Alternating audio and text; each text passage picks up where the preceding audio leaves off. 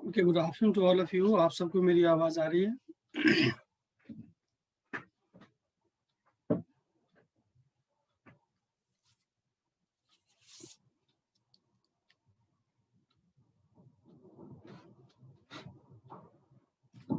क्या आप लोग मुझे सुन पा रहे हो?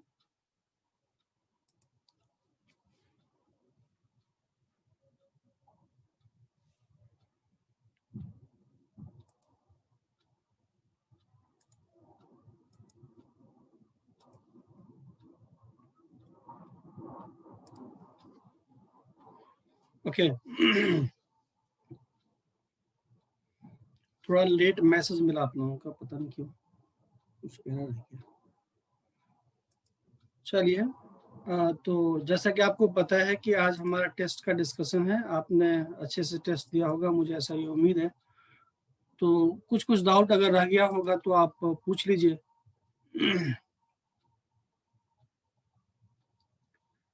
हाँ, अब आ रही है चैट आपकी, ठीक है। तो एक बार मैं ब्रीफ कर देता हूँ सभी। तो पहला आपको जो डाउट होगा स्पेशली आप पूछ लीजिएगा।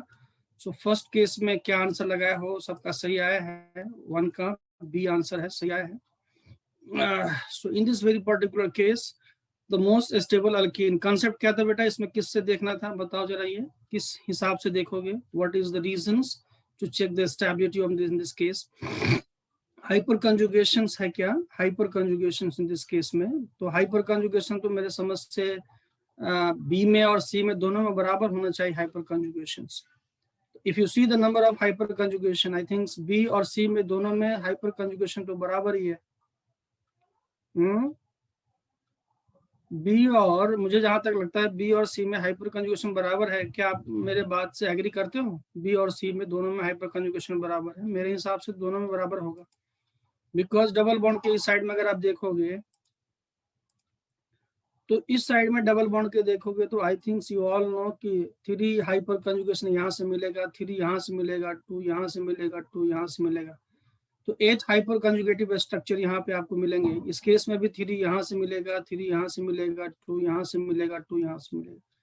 तो हाइपर कंजुगेशन तो है ही, प्लस स्ट्रेन पे जाना पड़ेगा। वो 6 मेंबर रिंग है, तो बी के अंदर ऑल द 8 हाइपर कंजुगेशन है और सी के अंदर आप ऑल द 8 हाइपर कंजुगेशन है, but B is the most stable because ring बड़ा है। छोटे रिंग के अंदर में डबल बॉन्ड इंट्रोड्यूस करोगे तो स्ट्रेन ज्यादा होगी। So therefore the most stable alkene is the B due to the ring strain. Hyperconjugation दोनों में बराबर है, but most stable is the B because of the less ring strain. तो इसमें जो है ए के अंदर में आप जानते हैं कि लेस रिंग स्ट्रेन है, लेस रिंग स्ट्रेन है, ठीक है। इसलिए alkene B is the most stable. Now if you find the question number 2, arrange the following in decreasing order of dipole moment. सबसे कम डाइपोल मोमेंट किसमें होगा? Decreasing order of dipole moment. ये किस बात पे बना सकते हैं, ये किस कॉन्सेप्ट पे बना सकते हैं? Decreasing order of dipole moment, decreasing order. ये क्वेश्चंस तो आपको किस, हाँ वेरी गुड, एक्चुअली आपको क्वेश्चन कराया भी था, एक याद हो, चार्ज सेपरेशन पे कर सकते हैं। जितना ज्यादा चार्ज सेपरेशन होगा उतना ज्यादा डाइपोल मोमेंट होगा। तो इसका मतलब सबसे ज्यादा, जैसे देखिए यहाँ पे अगर आप सी को देखोगे तो in the case of C donor क्या है? सी के अंदर अगर देखेंगे तो सी के अंदर O और H है। The donor is the lone pair of electron present on the oxygen atom and the acceptor is the NO2 group, यही है ना? NO2 ग्रुप एक्सेप्टर्स है। तो अगर आप ए के अंदर देखेंगे तो ए के अंदर क्या लिखा है? इन case of A the CH3 is given, CH3 is given and NO and O minus positive charge is given. So in the case of A this and in the case of the C this one. तो जो charge separation सबसे ज्यादा आप लोग जो बोल रहे हो, I think when here you can see the donation is did by the hyper conjugation. SCH3 जो है वो हाइपर कंजुगेशन से इलेक्ट्रॉन देगा, राइट? समझ में आ रहा है कि नहीं आ रहा? ये CH2 और ये H, so the electron is going to push by the hyper conjugation. First CH3 is going to push the electron by the hyper conjugation. और यहाँ सिग्मा बॉन्ड से 2 इलेक्ट्रॉन जा रहा है, 2 इलेक्ट्रॉन तो जा रहा है, बट कहाँ से? सिग्मा बॉन्ड से जा रहा है। लेकिन यहाँ पे कहाँ से जाएगा बेटा? नन बॉन्डिंग से जाएगा। तो आप सबको बचपन से पता है कि नन बॉन्डिंग से इलेक्ट्रॉन का मूवमेंट क्या होगा? ज्यादा होगा। और जब नन बॉन्डिंग से ज्यादा होगा तो देयरफॉर यहाँ पे इलेक्ट्रॉन इस तरह से इस केस में चार्ज का सेपरेशन ज्यादा होगा O, और यहाँ पे positive charge and double bond N, O negative and O negative, तो पहले से पॉजिटिव चार्ज। तो I think you all agree with me, C के अंदर सबसे ज्यादा इलेक्ट्रॉन को डोनेट करने की कैपेसिटी है। समझ में आ रही है? OH का नेचर इलेक्ट्रॉन विड्रॉइंग है, इंडक्टिव इफेक्ट से, बट OH का नेचर प्लस R इफेक्ट भी है रेजोनेंस से, आपको पता ना बेटे। OH is minus I effect show करता है बट इंडक्टिव इफेक्ट से, और प्लस R इफेक्ट शो करता है रेजोनेंस से, और आपको पता है plus R effect dominant over the inductive effect. So therefore the correct option is A। Why A? Because C के अंदर कहता है सबसे ज्यादा चार्ज सेपरेशन होना भी चाहिए, क्योंकि यहाँ नॉन बॉन्डिंग से इलेक्ट्रॉन जा रहा है, और यहाँ पे क्या है, सिग्मा बॉन्ड हाइपर कंजुगेशन से। तो इसमें चार्ज सेपरेशन के लिए एक तो होना चाहिए donor, so this is the donor, और यहाँ पे ये है डोनर, ठीक है। एक तो होना चाहिए डोनर, और दूसरा एक्सेप्टर होना चाहिए एक्सेप्टर्स, एक्सेप्टर्स, एक्सेप्टर्स, और यहाँ पे NO2 एक्सेप्टर्स है। तो इलेक्ट्रॉन का फ्लो कब बेटर होता है, जब डोनर और एक्सेप्टर दोनों हो तो। लेकिन बी वाले केस में बेटा दोनों केस में डोनर ही है, CH3 है और CH3 है, दोनों केस में डोनर होगा। तो सबसे ज्यादा जो इलेक्ट्रॉन का फ्लो होगा वो सी में होगा, देन फिर उसके बाद में क्या होगा, सी में होगा, देन क्या होगा, ए में होगा, और देन क्या होगा, बी में होगा। This is the order of decreasing order. Decreasing का मतलब क्या होता है, bigger value to less value, bigger to smaller, this is the word of decreasing. तो कहता है सी इज बिगर देन ए, सही है। और इंक्रीजिंग ऑर्डर क्या होता है, इंक्रीजिंग ऑर्डर का मतलब क्या होता है, smaller to bigger, smaller to bigger, ठीक है।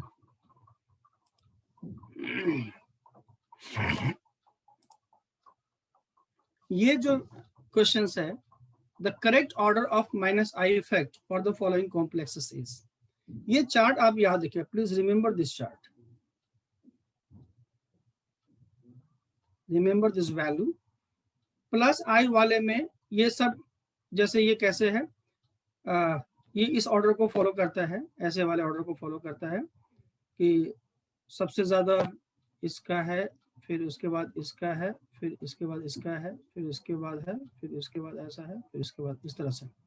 यहाँ डिक्रीजिंग ऑर्डर में सबसे ज्यादा प्लस आई इफेक्ट किसका होगा, O माइनस का प्लस आई इफेक्ट होगा, देन CO माइनस का होगा। ये प्लस आई इफेक्ट का ऑर्डर है, और माइनस आई इफेक्ट का ऑर्डर ये है, अगर आप देखें तो फर्स्ट, सेकेंड, थर्ड, 4, 5, 6 और 7, सो दे ऑर्डर में सबसे ज्यादा माइनस आई इफेक्ट फर्स्ट का, देन सेकंड का, देन थर्ड का, देन फोर्थ का, इस तरह से है।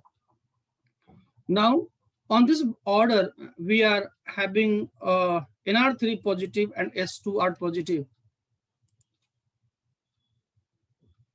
सो NR3 पॉजिटिव जो है, NR3 as per this order experimentally order defined है, सो NR3 पॉजिटिव जो है वो सबसे ज्यादा होता है, then SR2 positive, then NS3 positive, then OH positive.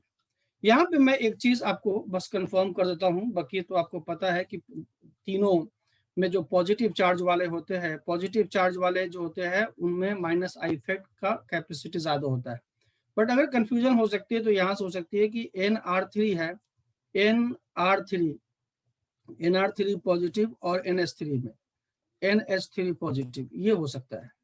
यहाँ पे मान लीजिए R की वैल्यू N हो गया, और यहाँ पे CCH3 हो गया, और ये CCH3 हो गया मान लीजिए, और CH3 हो गया, and there is a positive charge. और यहाँ पे ये हो गया N, और ये H हो गया, और ये H हो गया, और ये H हो गया, and there is a positive charge. So in this case the people usually think like that, कि जो इस NH3 पॉजिटिव के केस में और NR3 पॉजिटिव के केस में जनरली हम ये सोचते हैं कि CH3 is electron releasing group, जितना ज्यादा पॉजिटिव चार्ज यहाँ होगा उतना ही ज्यादा इसके इलेक्ट्रॉन को विड्रॉ करने की टेंडेंसी ज्यादा होगी। तो CH3 plus I effect show करता है, CH3 plus I effect show करता है, और CH3 plus I effect show करता है। So therefore what will happen in this very particular case, people thinks कि प्लस आई इफेक्ट शो करेगा, they will push the electron and decreases the positive charge. Plus I effect show करेगा, they will push the electron and decrease the positive charge. Plus I effect है, they will push the electron and decrease the positive charge, right? And therefore यहाँ पे H है और यहाँ पे H है और यहाँ पे H है, तो हमको लगता है कि यहाँ पे जो पॉजिटिव चार्ज है उसका कंसंट्रेशन ज्यादा होगा, and therefore we think the NH3 ये जो है इसका प्लस आई इफेक्ट ज्यादा होगा. But in fact it is wrong, in fact it is wrong, this is wrong. The actual data is N के ऊपर अगर CH3 है and there is a positive charge, उसकी माइनस आई इफेक्ट जो है NCH3 से ज्यादा होती है. ये यूजुअल ट्रेंड है. वो ऐसा क्यों है, ऐसा क्यों है जरा ध्यान सुनिएगा. अब क्या होता है, इसका थोड़ा एक्सप्लेनेशन दूसरे ढंग से करते हैं. Now what will happen in this case, मान लीजिए यहाँ पे N है और उसके ऊपर पॉजिटिव चार्ज है और ये यहाँ पे कार्बन है. तो कार्बन, तीनों कार्बन है, कार्बन है और कार्बन है. So the difference between the electron negativity, the difference between electron negativity अगर देखें तो nitrogen 3.5, I am sorry 3, nitrogen 3 and carbon 2.5. So nitrogen और कार्बन के बीच इलेक्ट्रॉन नेगेटिविटी का डिफरेंस जो है वो 0.5 का है. 3.5 एंड 2.5 में 0.5 का डिफरेंस. ये अगर आप डिफरेंस निकालेंगे, सब्सट्रैक्ट करेंगे, इन दोनों को माइनस करेंगे, तो जो डिफरेंस आएगा वो 0.5 का डिफरेंस आएगा. एंड अगर नाइट्रोजन और हाइड्रोजन में डिफरेंस करेंगे, नाइट्रोजन और पॉजिटिव चार्ज के साथ यहाँ पे H है और यहाँ पे H है, इसका डिफरेंस निकालेंगे तो 3 और 2.1 आई थिंक माइनस करोगे तो जो डिफरेंस आएगा वह 0.9 का डिफरेंस आएगा. इसका मतलब क्या होगा, आप बचपन से जानते हैं कि अगर A और B में electron negativity of A is greater than electron negativity of B, इसका मतलब ये होता है कि bonded pair of electron is shifted towards A मोर. यही तो होता है. चला मुझे बताओ तो यस और नो. जैसे HCl में आप कहते हैं कि Cl की इलेक्ट्रॉन नेगेटिविटी ज्यादा है, तो आप कहते हैं बॉन्डेड पेयर ऑफ इलेक्ट्रॉन यहाँ होगा, यानी bonded pair of electron C के ज्यादा पास होगा. यस और नो, बताओ तो जरा. यही बात समझते हैं, जिसकी इलेक्ट्रॉन नेगेटिविटी ज्यादा होगी उसमें बॉन्डेड पेयर ऑफ इलेक्ट्रॉन उस एटम की तरफ शिफ्टेड होगा, राइट. यही बात पढ़ते हैं ना, डिफरेंस. तो मैं थोड़ा सा अभी 1 मिनट का ब्रेक ले रहा हूँ.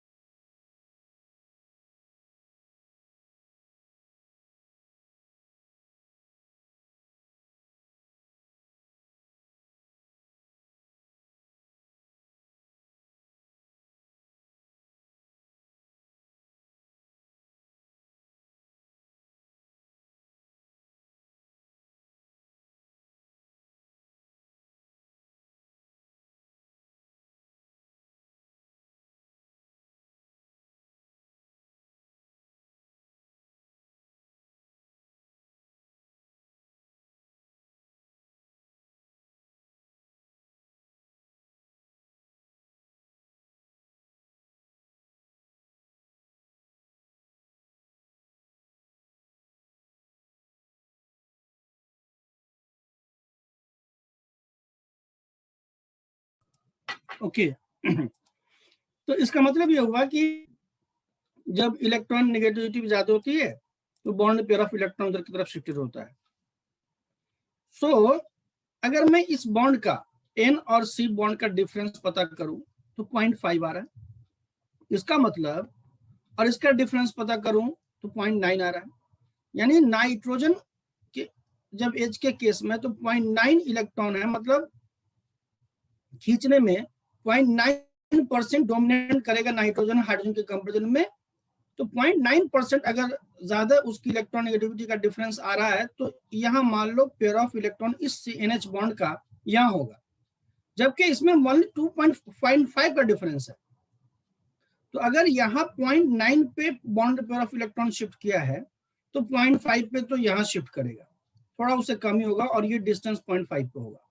सो what I want to tell you कि N और C के बीच जो डिफरेंस है वह कम है, इसलिए बॉन्डेड पेयर ऑफ इलेक्ट्रॉन, मतलब A और B, जैसे इसको बात को समझो, A और B में अगर A और B में अगर मान लीजिए A बहुत ज्यादा दबंग है तो बॉन्डेड पेयर ऑफ इलेक्ट्रॉन तो यहाँ शिफ्ट कर जाएगा, और A और B में A और B दोनों में 19 और 20 का रेशियो है, तो बॉन्डेड पेयर ऑफ इलेक्ट्रॉन पूरा A की तरफ नहीं, A की तरफ थोड़ा सा झुका हुआ होगा, बट A और B के थोड़ा सा अगर मिडिल पॉइंट ये है तो मिडिल पॉइंट से यहाँ पे होगा। सो 0.9 का डिफरेंस का मतलब यह है कि 9.9 डिफरेंस का मतलब यह है कि नाइट्रोजन और NH बॉन्ड्स में एक NH बॉन्ड हो गया आपके पास और एक CH बॉन्ड हो गया आपके पास, और एक NH बॉन्ड हो गया और एक NC बॉन्ड हो गया आपके पास। तो NC बॉन्ड में डिफरेंस कम है, तो 0.5 का डिफरेंस है, तो इलेक्ट्रॉन नेगेटिविटी मान लीजिए थोड़ा सा नाइट्रोजन की तरफ झुका होगा, लेकिन इसमें 0.9 का डिफरेंस है तो ज्यादा झुका होगा, और इलेक्ट्रॉन जितना ज्यादा नाइट्रोजन की तरफ होगा नाइट्रोजन के ऊपर पॉजिटिव चार्ज को कम कर देगा, और पॉजिटिव चार्ज को कम कर देगा तो उसको फर्दर इधर से इलेक्ट्रॉन को विड्रॉ करने की कैपेसिटी कम हो जाएगी। इसलिए एक्सपेक्टेशन के बियॉन्ड, जो हमारी एक्सपेक्टेशन है उसके बियॉन्ड हम ये सोचते हैं कि हमारे पास अगर कोई ग्रुप है तो NCH3 का होल थ्राइस पॉजिटिव को जो होना चाहिए वो लेस माइनस आई इफेक्ट होना चाहिए, बट एक्सपेक्टेशन के बियॉन्ड इसी का होता है, NSCH3 पॉजिटिव में माइनस आई इफेक्ट इसी का ज्यादा होता है। लेकिन इस नाइट्रोजन फैमिली में only this concept is applicable in the second period element. If we have nitrogen के बाद फास्फोरस है तो फास्फोरस के ऊपर में अगर PH3 है, PH3 positive, so this concept is not applicable in the case of third and fourth period. PH3 and P positive, CH3 का होल थ्राइस पॉजिटिव, इसमें जो आप जिस तरह से सोचते हैं उसी तरीके से माइनस आई इफेक्ट होता है, और इस केस में थोड़ा एक्सेप्शंस है और उसका ऑर्डर थोड़ा अलग होता है, और क्यों होता है वो मैंने आपको समझाने की कोशिश की। ठीक है, मैं आई होप कि आपको ये कॉन्सेप्ट समझ में आया होगा, आया या नहीं आया? ठीक है, और यही रीजन है कि अगर आप देखोगे तो OR जो होते हैं, OR देखो यहां ध्यान से, OR और OH में with the same reasons OR का माइनस आई इफेक्ट OH से थोड़ा ज्यादा होता है। ठीक है, तो और इसमें तो जानते ही है, अगर इस रीजन में देखें तो फ्लोरो क्लोरो ब्रोमो आयोडो, तो फ्लोरो क्लोरो ब्रोमो आयोडो में तो आपको पता ही है on the basis of electron negativity, सब जगह आपको थोड़ा सा ये जो सीरीज है वो याद रखना पड़ेगा कि कौन, रफली याद रखिए कौन किसके ऊपर आता है, बाद आता है, इससे बड़ा हेल्प मिलेगा। जैसे आप देखो NO2 प्लस, और जैसे मान लीजिए कि अगर आपसे पूछे कि इन दोनों प्रोटॉन में कौन ज्यादा एसिडिक है, ये CH लिख दिया और इसके ऊपर लगा दिया N, और यहाँ पे आपको लगा दिया इसके ऊपर में C, और लगा दिया NH3 पॉजिटिव, ये लगा दिया, और यहाँ पे ऐसे पूछ लिया, और ये H है, और यहाँ पे पूछ दिया कि C और CH, और यहाँ पे लगा दिया NCH3 का होल था इस पॉजिटिव, बोला कि अब बताओ इन दोनों में कौन एसिडिक प्रोटॉन ज्यादा है, whether the first proton is more acidic or whether the second proton is more acidic, that depend upon the minus I effect. So minus I effect अभी आपने देखा कि NMe3 का माइनस आई इफेक्ट जो होता है बेटे वो NH3 से ज्यादा होता है, एक्सपेक्टेशन के बियॉन्ड है, लेकिन जो डिफरेंस है वो ऐसे ही होता है। तो अगर माइनस आई इफेक्ट ज्यादा होगा तो H1 प्रोटॉन कम एसिडिक होगा, लेकिन H2 प्रोटॉन मोर एसिडिक होगा। इनको जानने से ये बेनिफिट होता है। ठीक है, नाउ अब देखिए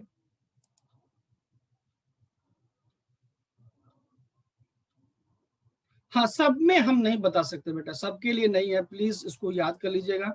और सल्फर जैसे सभी के ऊपर, जैसे आप नाइट्रोजन हो गया, सल्फर हो गया, तो आपको लग रहा होगा कि ये सब ऑर्डर ऐसा ऐसा क्यों है, तो मैं इसमें बहुत ज्यादा डिफरेंस नहीं है। ये एन जो रीजन है मैंने आपको बताया, NH3 पॉजिटिव और NR3 पॉजिटिव के बारे में तो है, बट अगर हमारे पास NH3 पॉजिटिव हो, NCH3 का होल पॉजिटिव हो और 3, और SR हो, SR2 पॉजिटिव हो, तो इसमें कोई खास रीजन नहीं है, चूंकि इसके पीछे फिर NH3 है, तो सल्फर की इलेक्ट्रॉन नेगेटिविटी कम होती है। फिर भी कुछ लोग बोलते हैं कि वैकेंट डी ऑर्बिटल होते हैं, इसके वजह से इलेक्ट्रॉन को विड्रॉ करने की कैपेसिटी इसके पास भी होती है, बट बेटर है कि कहीं कोई बुक में कहीं एक्सप्लेनेशन नहीं है, इसलिए मेरा आइडिया यह है कि आप इसको याद कर लीजिए, एक बार मेमोराइज कर लीजिए कि इसके ऊपर ये ऐसा होता है।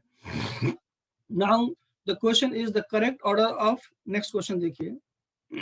इसका रेफरेंस बुक जो मैंने लिया है वो ये है, जेरी मार्च की किताब का ये है। ये जो डेटा आपने दिखा रेफरेंस बुक जेरी मार्च का है, ये जहाँ जो डेटा लिखा है ना जे मार्च का है, जेरी मार्च की किताब, जैसे मैगजीन की किताब है, उस किताब से मैंने रेफरेंस लिया है इसका, ठीक है। नाउ अब देखिए the correct order of pK value, pK value में करेक्ट ऑर्डर इसका बताइए क्या होगा और किसके बेसिस पे होगा। पीके वैल्यू जिसकी जितनी ज्यादा होती है उतना ज्यादा वो बेसिक होता है, और पीके वैल्यू जिसकी कितनी कम होती है उतना ज्यादा वो एसिडिक होता है।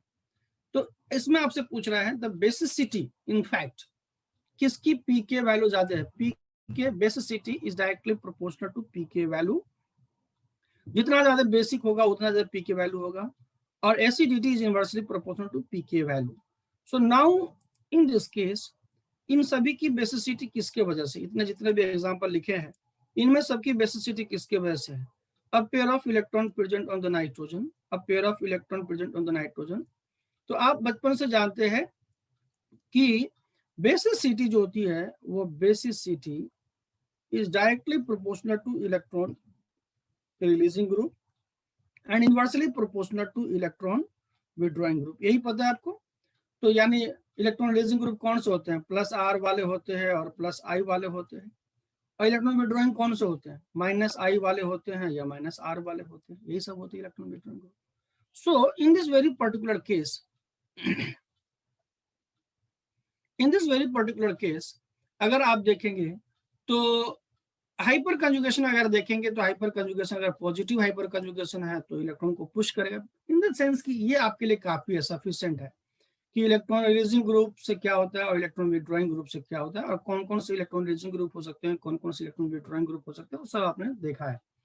सो इन दिस केस अगर आप देखेंगे तो सभी में सब्स्टिट्यूएंट लगा है, यहाँ पे CH3 है, they are plus I effect group है, यहाँ पे Br लगा है, ये माइनस आई फेट ग्रुप है, इसमें कोई ग्रुप नहीं है, यहाँ पे CH3 है और ये प्लस आई फेट ग्रुप है, और यहाँ पे कुछ नहीं है, ऑक्सीजन लगा है और ये minus I effect group. And therefore I think you all agree with me कि सबसे ज्यादा बेसिसिटी बी की होगी, सबसे ज्यादा बेसिसिटी बी की होगी, राइट।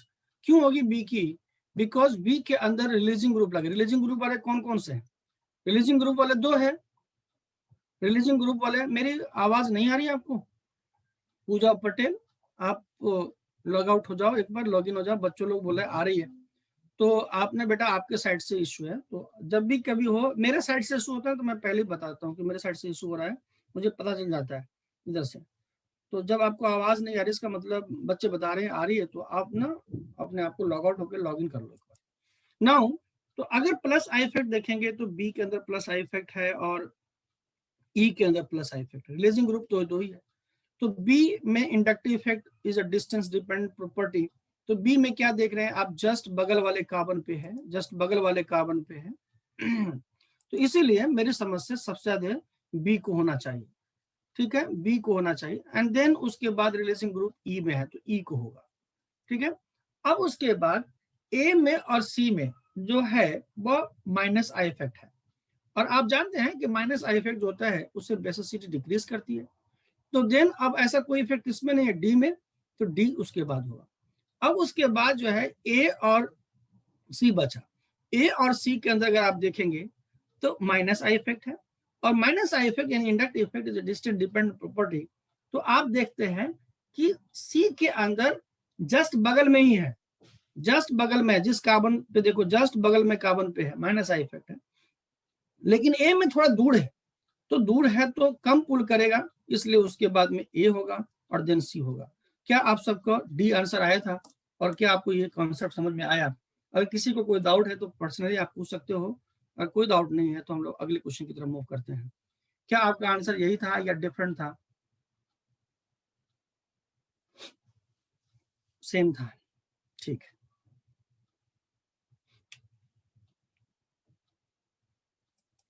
चलिए, इसमें क्या लगाए थे? Identify the incorrect statement among the following, nucleophilicity is directly proportional to polarization. This is the correct statement. The nucleophilicity is directly proportional to polarizations. This is the correct statement. Nucleophilicity is directly proportional to negative charge on the species. This is also correct statement.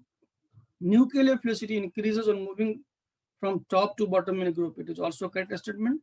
Nucleophilicity is directly proportional to electronegativity of donor atom. It is incorrect because आप जानते हैं कि NH3 या NH2 negative और OH negative और CH3 negative और fluoride negative, the order of nucleophilicity is this is the order of nucleophilicity. यहाँ पे कार्बन, यहाँ पे नाइट्रोजन और यहाँ पे ऑक्सीजन और यहाँ पे फ्लोरीन। तो as the donor atom electronegativity of donor atom increases, nucleophilicity decreases. ठीक है,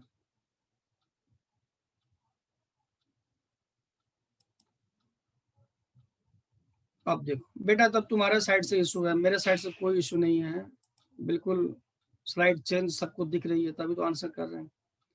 अभी किस स्लाइड पे हो बताओ तो, स्लाइड नंबर कौन सा है?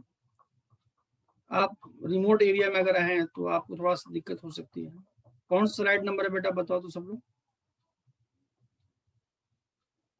तब सबको दिख रहा है स्लाइड नंबर से, स्लाइड चेंज दिख तो रहा है सबको, ठीक है। Now arrange the order of basicity of following molecules. Arrange the order of basicity of following molecules. अब मुझे बताओ इसमें क्या होगा? Arrange the order of basicity of following molecules. सबसे ज्यादा basicity किसकी होगी? And that totally depends upon what? The basicity of this species is due to the lone pair of electron present on the NH2 atoms. And इसमें जो group लगे हैं वो group क्या लगे हैं? C पे CH3 लगे हैं और CH3 लगे हैं, टर्शियरी ब्यूटाइल ग्रुप। और कार्बन के बाद क्या लगा है? सिलिकॉन, सिलिकॉन CH3 और CH3 और CH3। और सिलिकॉन के बाद क्या लगा है? जर्मेनियम या टीन, SN CH3 और CH3 और CH3। Please keep in the mind this is the one और एवरीथिंग इज सेम, ओनली यहाँ पे कार्बन डिफरेंट है, यहाँ पे सिलिकॉन डिफरेंट है और यहाँ पे टीन डिफरेंट है। और चूंकि जो प्लस आई इफेक्ट होता है वो प्लस आई इफेक्ट क्या होता है? डायरेक्टली प्रोपोर्शनल टू पोलराइजेशन के। प्लस आई इफेक्ट यानी इंडक्टिव इफेक्ट यानी plus I effect is directly proportional two plus I effect में क्या करते हैं? प्लस आई इफेक्ट का मतलब होता है पुशिंग ऑफ इलेक्ट्रॉन, पुश। तो अगर कार्बन है और सिलिकॉन है और टीन है, ये सबको इलेक्ट्रॉन पुश करना है, तो डायरेक्टली प्रोपोर्शनल टू पोलराइजेशन के, तो टीन का साइज क्या होगा? सबसे बड़ा होगा। इसीलिए this is the order of plus I effect.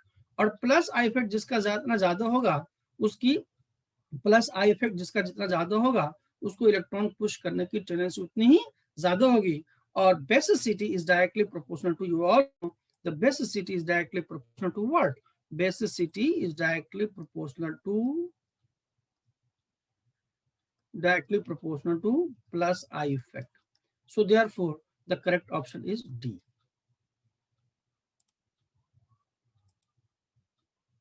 चलो इसमें क्या बनाया हूं? इसमें देखो what is the changes is going to be happen. यहाँ पे अगर आप देखेंगे तो पहले अगर मैं बात करूं यहाँ पे, तो this is the pair of electron, right? यहाँ पे ये पेयर ऑफ इलेक्ट्रॉन है, राइट? इसके ऊपर में ये पेयर ऑफ इलेक्ट्रॉन है।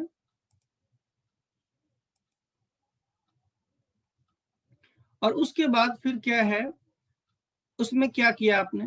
नाइट्रोजन के ऊपर, और यही पेयर ऑफ इलेक्ट्रॉन रेस्पॉन्सिबल है इसकी बेसिसिटी के लिए।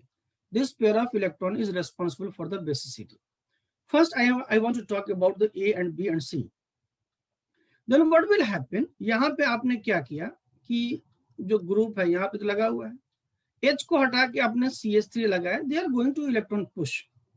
CH3 is plus I effect, electron releasing group है तो इलेक्ट्रॉन डेंसिटी बढ़ेगी। And then CH3 is electron releasing group, तो भी इलेक्ट्रॉन डेंसिटी बढ़ेगी। तो आई थिंक्स, क्या किसी को इसमें डाउट है कि C then B then A, this is the order of this three. मगर मैं बात करूं C B then C B A, this is the order of basicity, C B A ये है इन तीनों की। इन तीनों में पहले समझ लो, फिर अगला वाला को मैं बताऊंगा। इन दिनों में कोई दिक्कत है कि जितना ज्यादा इलेक्ट्रॉन डेंसिटी पुश करें। अब कोई कहेगा सर फिनाइल रिंग है, भैया फिनाइल रिंग तो सभी में कॉमन फैक्टर है, और आपको पहले से मैं बता रहा हूं कि जो कॉमन होता है उससे हम कोई भी एक्सप्लेनेशन नहीं करते। कि कोई कहेगा अरे भाई यहाँ पे नाइट्रोजन पे इलेक्ट्रॉन डेंसिटी ज्यादा हो जाएगी तो ज्यादा बेंजीन में चला जाएगा, ये सब नहीं चलता। जो कॉमन होता है, कॉमन फैक्टर के ऊपर कोई एक्सप्लेनेशन नहीं होता। जो डिफरेंस होता है उसी पे आपको देखा जाता है।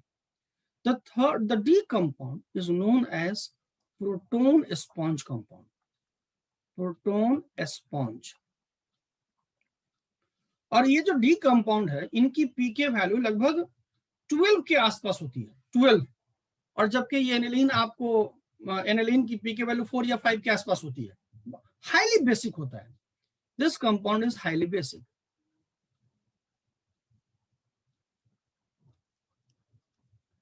अब देखो why it is highly basic, why क्या होता है। अगर आप ध्यान सुनना मेरी बात, प्रोटोन स्पॉन्ज का मतलब होता है प्रोटोन को इतना ज्यादा बेसिक है कि इसके लिए एक स्पेसिफिक स्पेशल नाम दिया गया, प्रोटोन स्पॉन्ज। स्पंज का क्या काम होता है, स्पंज क्या करता है बताओ तो, स्पंज क्या करता है। स्पंज वो क्या करता है, किसी चीज को सोख लेता है ना, ऑब्जॉर्व कर लेता है ना, यही काम है ना स्पंज का। मतलब प्रोटोन को ऑब्जॉर्व करने वाला। प्रोटोन क्या होता है, H+, एसिड को ऑब्जॉर्व कौन करता है, बेस करता है। एसिड को ऑब्जर्व कौन करेगा, बेस, यानी हाईली बेसिक है। कहने का मतलब ये हुआ। सो अब देखो why it is highly basic, please try to understand.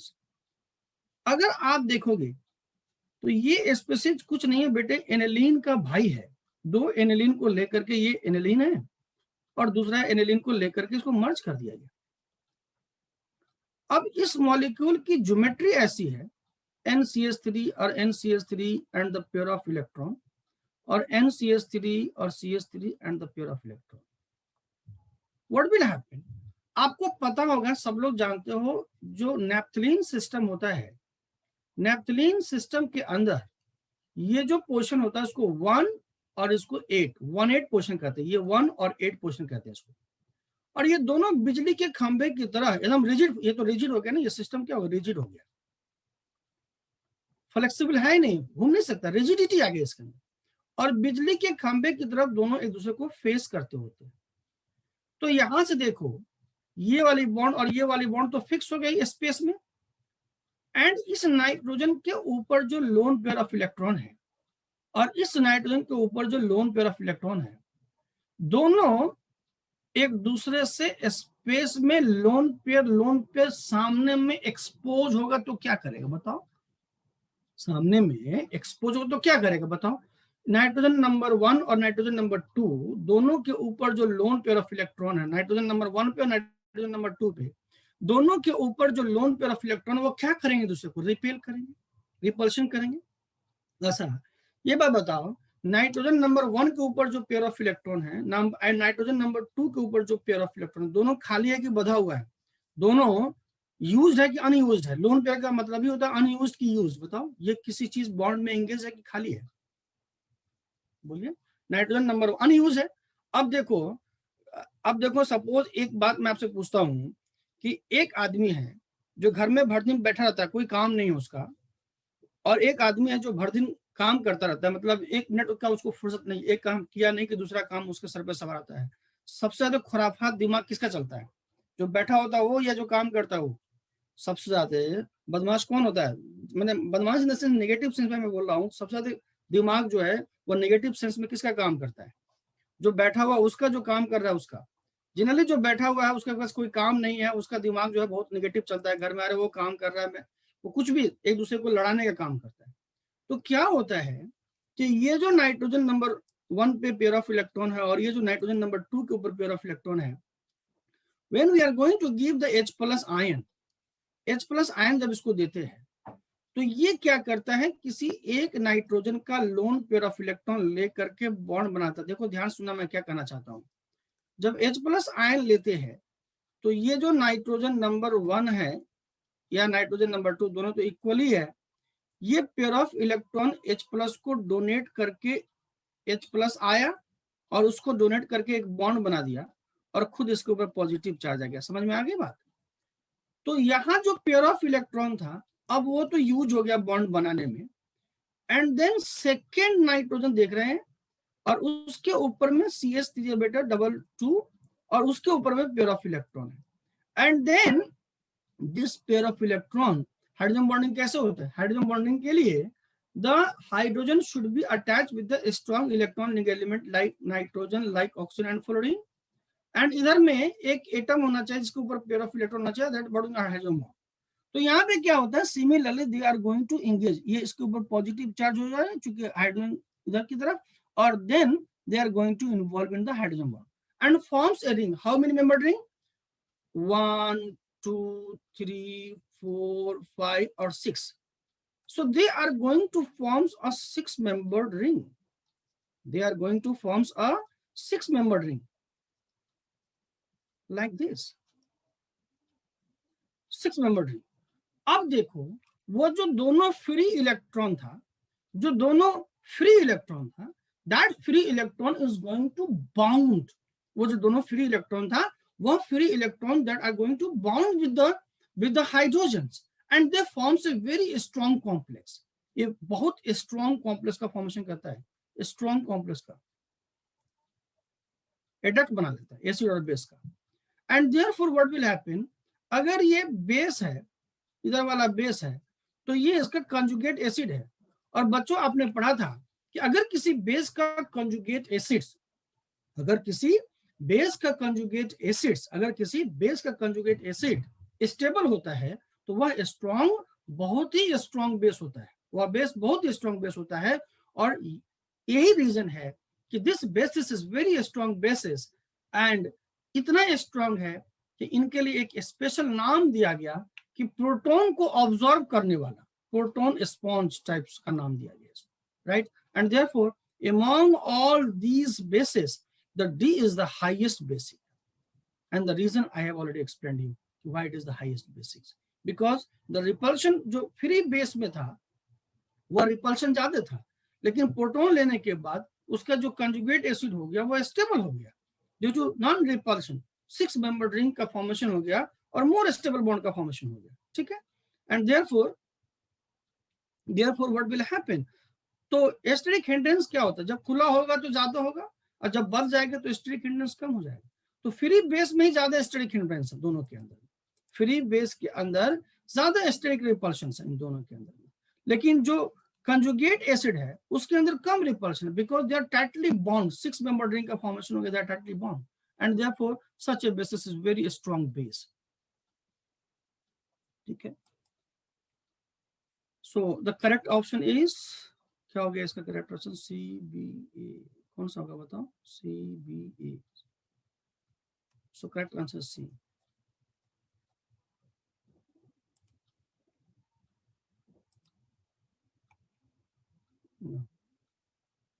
Sir effect is only applicable in case of aniline, ortho aniline के केस में this is not a aniline, it is not an aniline system, D is not an aniline. Sir effect only applicable in case of this one, aniline के case में आप लगा, ortho effect जो aniline के case में special case होता है, यहाँ पे जो एक्सप्लेन है वो मैंने कर दिया, ठीक है? नाउ एट के बारे में बताइए, ये भी मैंने बताया था कि सभी बराबर है, अंदर की एंगल कम होगी, देखो ये अगर एंगल लेस होगी ये एंगल कम होगी, तो ये वाली एंगल क्या है, ज्यादा है, लार्ज एंगल, तो इसमें मोर एस कैरेक्टर, अंदर की एंगल कम होगी तो बाहर का एंगल ज्यादा होगा और बाहर का एंगल ज्यादा होगा तो एस कैरेक्टर ज्यादा होगा, और एस कैरेक्टर ज्यादा होगा तो स्ट्रेचिंग बॉन्ड क्या होगा, स्ट्रॉन्ग होगा। जैसे देखो सी ट्रिपल बॉन्ड सी, अगर मैं बात करूं C triple bond C, C triple bond C, C double bond C और सी सिंगल बॉन्ड सी, ये क्या होता है, ये ट्रिपल बॉन्ड है। इसमें 50% एस कैरेक्टर होता है, इसमें 33.3% एस कैरेक्टर होता है, इसमें 25% एस कैरेक्टर होता है। तो क्या जानते हैं कि strength of the bond, strength of the bond is directly proportional to percentage of S character. जितना ज्यादा एस कैरेक्टर होगा बॉन्ड का स्ट्रेंथ उतना ही ज्यादा होगा। सबसे बात समझ में, ट्रिपल बॉन्ड में कितना होता है 50% एस कैरेक्टर होता है, सिंगल बॉन्ड में कितना होता है 25% एस कैरेक्टर होता है। सबसे स्ट्रॉन्ग बॉन्ड कौन होता है, ट्रिपल बॉन्ड। तो एस कैरेक्टर बढ़ेगा तो वाइब्रेशन फ्रीक्वेंसी क्या होगी, ज्यादा होगी। तो सबसे ज्यादा थर्ड की होगी, देन सेकंड की होगी, देन फर्स्ट की होगी। So the correct answer is the B. चलो ये बताओ तो इस क्वेश्चन का आंसर किसने किसने नहीं किया है, इसका आंसर क्या होगा। Arrange the order of basicity of the following compounds. Arrange the order of basicity of following compounds. अच्छा ये बताओ, इस क्वेश्चन को करने से पहले अगर मैं ये पूछ लूं कि इन दोनों में which is more basic, which is more basic, इसकी बेसिसिटी किसके वजह से है, रुक जाओ अब बताओ तो फर्स्ट एंड सेकंड में मोर बेसिक कौन है, पहले तो बताओ बेसिसिटी किसकी वजह से, फर्स्ट एंड सेकंड में बेसिसिटी किसकी वजह से। Very good, first and second different नहीं है, फर्स्ट एंड सेकंड सेम है, इसका मतलब अब डिफरेंट बना दिया मैंने इसको। तो बताओ फर्स्ट एंड सेकंड में जो बेसिसिटी है वह किसके वजह से बच्चों, बेसिसिटी जो है वह loan pair of electron present on the oxygen, यही है ना। तो इसमें क्या है, जितना ज्यादा ऑक्सीजन के ऊपर पेयर ऑफ इलेक्ट्रॉन रहेगा उतना ज्यादा बेसिसिटी होगी। तो यहाँ पे एक तो इस रिंग का माइनस आई इफेक्ट है और एक इस रिंग का माइनस आर इफेक्ट भी हो जाएगा, चूंकि इलेक्ट्रॉन को ये अपनी तरफ पुल करेगा, है कि नहीं है। तो यहाँ पे एक तो इस रिंग का सिर्फ एक ही इफेक्ट होगा और वो कौन सा इफेक्ट होगा, plus I effect, and therefore you all know the second is more basics. लेकिन अगर मैं आपसे पूछूं कि इन तीनों में बताओ, ये एक पेयर ऑफ इस पे तो 3 पेयर ऑफ इलेक्ट्रॉन है बट मैं एक ही बनाता हूं, कितना बनाऊं बार बार। सो अब मुझे बताओ इन तीनों में मोर बेसिक कौन होगा, विच is more basic in this three, सबके अंदर मोर बेसिक कौन होगा। फर्स्ट सेकेंड और थर्ड में which is more basics, all are same कि डिफरेंट, बोलो ऑल आर सेम कि डिफरेंट, ऑल आर सेम। इसका मतलब इसमें जो माइनस आई और माइनस आर इफेक्ट का कंसेप्ट है वो तीनों में तो सेम होगा, लेकिन अब सेम नहीं है। देखो now I am introduces here NO2 group और now I am introduces here NO2 group और NO2 ग्रुप। अब मुझे बताओ इन तीनों में which is more basics, first second third, arrange the order of basicity, arrange the order of basicity, what will be the order of basicity। चूंकि ये जो NO2 ग्रुप है बेटे कैसा इफेक्ट शो करेगा, ये माइनस आई भी करेगा और माइनस आर भी करेगा, और बेसिसिटी जो है माइनस आई और माइनस आर के दोनों की इनवर्सली प्रोपोर्शनल है। So do you agree with me, first then second then third, this will be the order of basicity. And now if I talk about in दोनों में which is more basics, यहाँ पे O negative ले लिया और यहाँ पे NO2 group लगा दिया, और यहाँ पे O नेगेटिव ले लिया, O नेगेटिव ले लिया और यहाँ पे NO2 ग्रुप लगा दिया। इन दोनों में फर्स्ट एंड सेकंड में अगर मैं पूछूं कि इन दोनों which is more basics, first and second में which is more basics, first की सेकंड।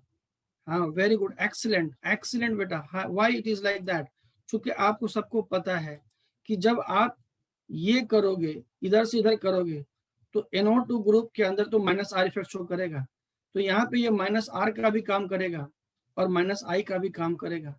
लेकिन मेटा पोजिशन पे ये NO2 ग्रुप सिर्फ और सिर्फ क्या काम करेगा बेटा, not minus R, only minus I. आपको यकीन ना हो तो आप लगा के रेजोनेंस करके देख लो, आपको यकीन ना आए तो रेजोनेंस करके देख लीजिए।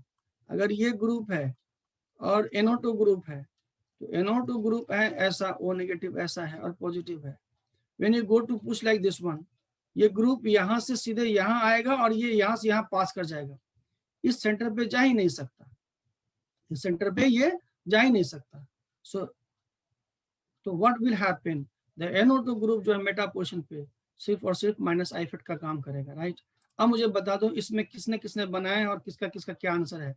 क्या पूछा था, अरेंज द बेसिसिटी, क्या आंसर आया बेटे आप लोगों का अरेंज द बेसिसिटी में, मुझे बताओगे कोई आदमी क्या आंसर आया था।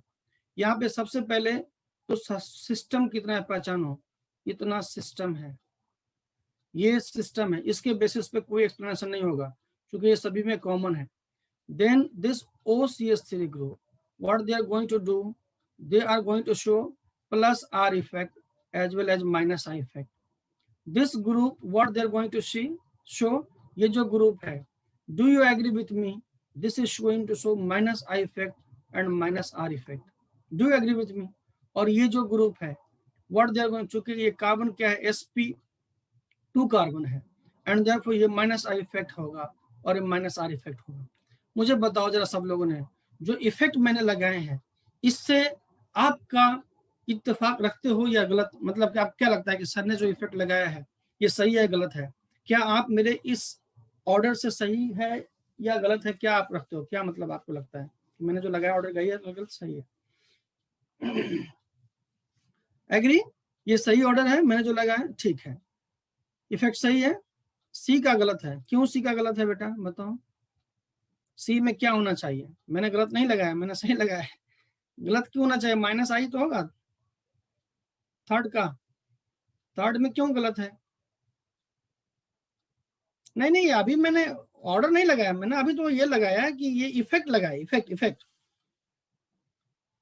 मैंने वो ये नहीं कहा कि ये मोर बेसिक है, मैं कह रहा हूँ कि effect effect minus I minus R ये। अब देखो अब मैं क्या कर रहा हूँ कि आपको पता है कि basicity is directly proportional to electron releasing group, so ये माइनस आई है और माइनस आर है, आपको पता है कि प्लस आर माइनस आई और प्लस आर में इस केस में plus R effect dominate over minus I, तो ए की बेसिसिटी सबसे हाई होगी, एग्री, ए की बेसिसिटी सबसे हाई होगी, ठीक है एग्री। अब देखो ये दोनों दोनों जो है वो इलेक्ट्रॉन को पुल करते हैं, ये CO ग्रुप भी COCH3 ग्रुप भी और ये ग्रुप भी, अब दोनों इलेक्ट्रॉन को पुल करते हैं, कौन दोनों, ये दोनों, तो ये दोनों एक की तरफ क्या है C double bond OCH3 group है और एक में C डबल बॉन्ड OCH2 है और CH3 ग्रुप ऐसा है, तो बताओ which is going to pull more electron density, क्योंकि दोनों में डिफरेंस क्या है, यहाँ पे CH2 है और यहाँ पे यही तो डिफरेंस है, तो ए जो होता है oxygen is more electron negative element, तो आपको पता है कि जो माइनस आर इफेक्ट जो ज्यादा शो करेगा, जो इलेक्ट्रॉन को पुल करने वाला जो ज्यादा काम करेगा वो ऑक्सीजन करेगा, क्योंकि ऑक्सीजन की इलेक्ट्रॉन नेगेटिविटी ज्यादा होती है, तो माइनस आर इफेक्ट इसका ज्यादा होगा, तो इसका मतलब ये ज्यादा होगा तो ये ज्यादा इलेक्ट्रॉन पुल कर पाएगा, तो यहाँ पे लेस इलेक्ट्रॉन डेंसिटी अवेलेबल होगी, लेस ईडी अवेलेबल, और इलेक्ट्रॉन डेंसिटी अवेलेबल लेस होगी तो उसकी डोनेबिलिटी क्या होगी, कम होगी, यानी बेसिसिटी कम होगी, तो A then C and then B, क्या आपको ये लगता है कि ऑर्डर सही है, then A then C then B, इसमें कोई दिक्कत है तो बताओ।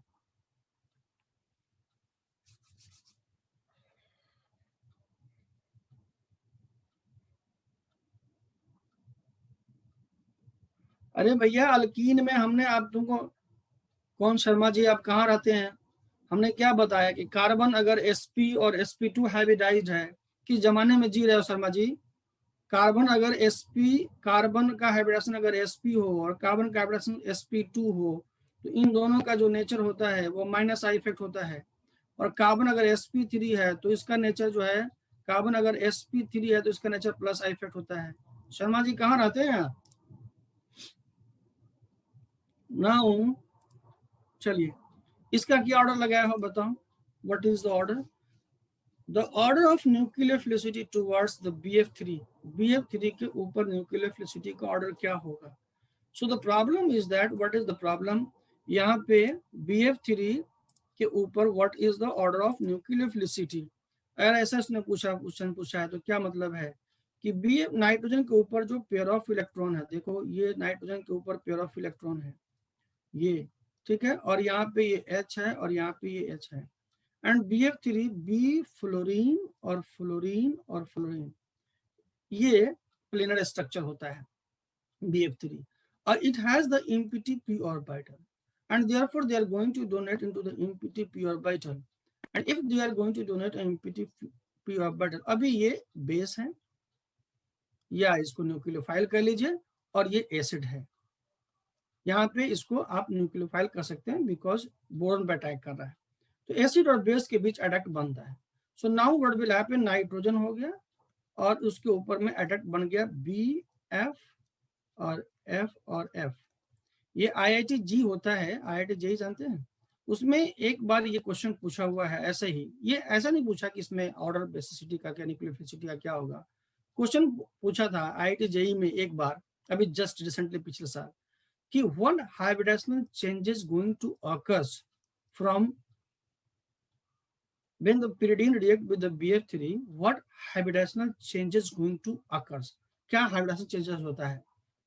अभी यहाँ पे नाइट्रोजन आपको पता, जरा बताओ तो what is the nitrogen hybridization of nitrogen in pyridine, nitrogen का हाइब्रिडाइजेशन क्या होगा pyridine के अंदर बेटे, नाइट्रोजन का तो sp2 और बोरॉन का क्या होगा, बोरॉन का क्या होगा, बोरॉन का यहाँ पे BF3 में बोरॉन का ये भी sp2, तो जब pyridine है तो sp2, BF3 है तो sp2 और जब दोनों एडक्ट बना लेता है तो pyridine का हाइब्रिडेशन क्या होगा, ये pyridine वाले पार्ट का इस नाइट्रोजन का क्या हाइब्रिडेशन होगा जब एडक्ट बना लेगा, तो what is the hybridization of this nitrogen, अभी भी sp2, thank you very good, अभी भी sp2 होगा, क्यों, क्योंकि अभी भी सिग्मा बॉन्ड कितने हैं 1 देन 2 और देन 3, अब लोन पेयर नहीं है लेकिन सिग्मा बॉन्ड तो काउंट करते थे sp2, लेकिन what is the hybridization of now BF3, BF3 का हाइब्रिडेशन क्या होगा, अब sp3 होगा, तो इस एडक्ट में इसको लेविस बेस एसिड और बेस का एडक्ट बोलते हैं, एसिड और बेस जब दोनों साथ मिल जाता है तो बेटा क्या बोलते हैं, उसको एडक्ट बोलते हैं, तो ये हाइब्रिडेशन चेंजेस हुए।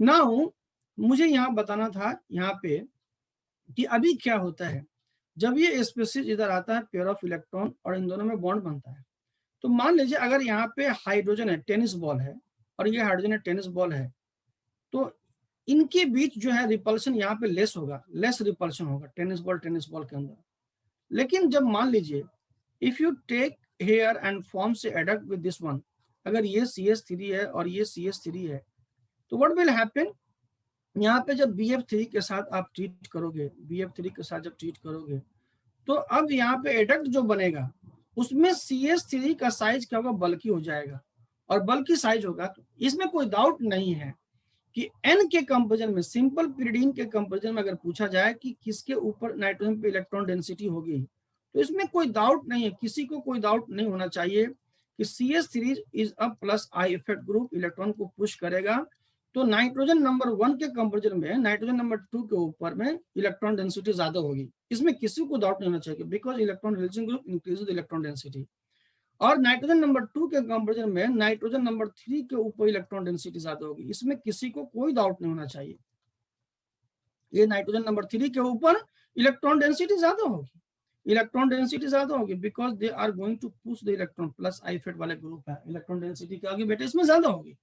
लेकिन न्यूक्लियोफिलिसिटी जब होता है तो उसमें क्या होता है कि इसको सिर्फ इलेक्ट्रॉन डेंसिटी से मतलब नहीं होता, इलेक्ट्रॉन डेंसिटी होना अच्छी बात है लेकिन इसका अप्रोच भी जरूरी है, तो nucleophilicity is steric sensitive, nucleophilicity is steric sensitive, और स्टेरिक सेंसिटिव की वजह से क्या होता है, यहाँ पे जो एडक्ट बनता है दोनों के बीच में, यहाँ जो एडक्ट बनता है they are less stable, they break, और ये पीछे की तरफ और ये फिर इधर की तरफ हट जाता है, so therefore the nucleophilicity is steric sensitive, steric sensitive होता है, और इसका मतलब होता है इस केस में जितना ज्यादा स्टेरिकली क्राउडेड ग्रुप होगा वह सबसे लेस न्यूक्लियोफाइल होगा, तो I think as the number of alkyl group increases, as the number of alkyl group increases, जितना ज्यादा number of alkyl group increase करेगा steric hindrance increases, और as the steric hindrance increases nucleophilicity decreases, right?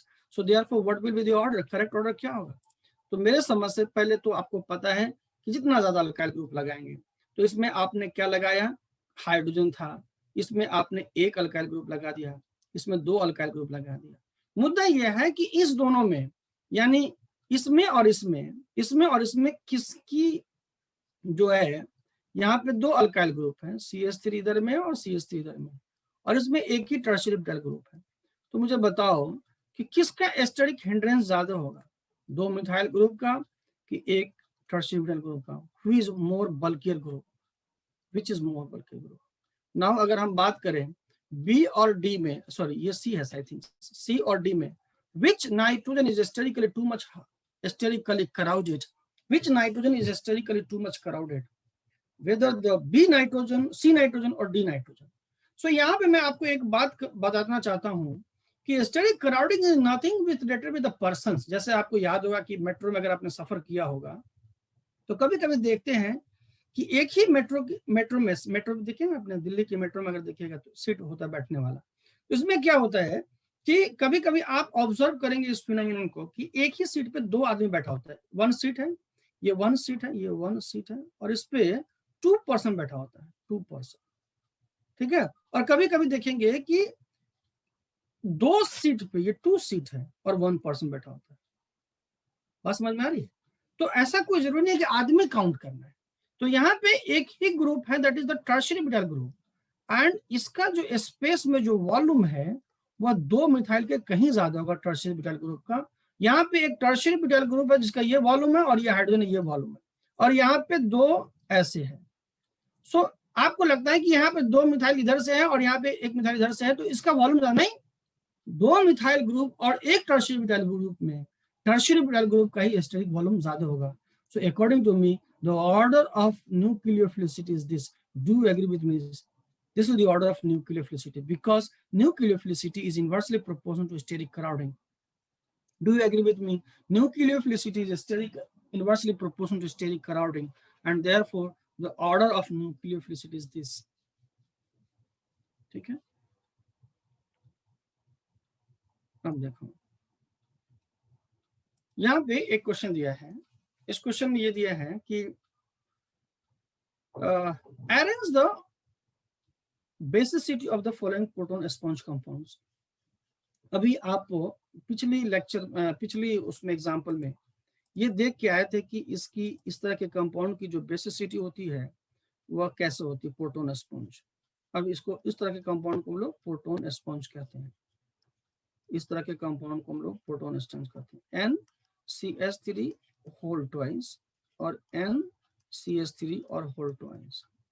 अभी आप देख के आ रहे थे, इसके बारे में हमने यहाँ पढ़ाया, आपको बताया अभी थोड़ी देर में पहले, अभी यहाँ पे बताया, इस स्लाइड पे बताया कि why the D is among all A, B and C, why the D is a strong basic।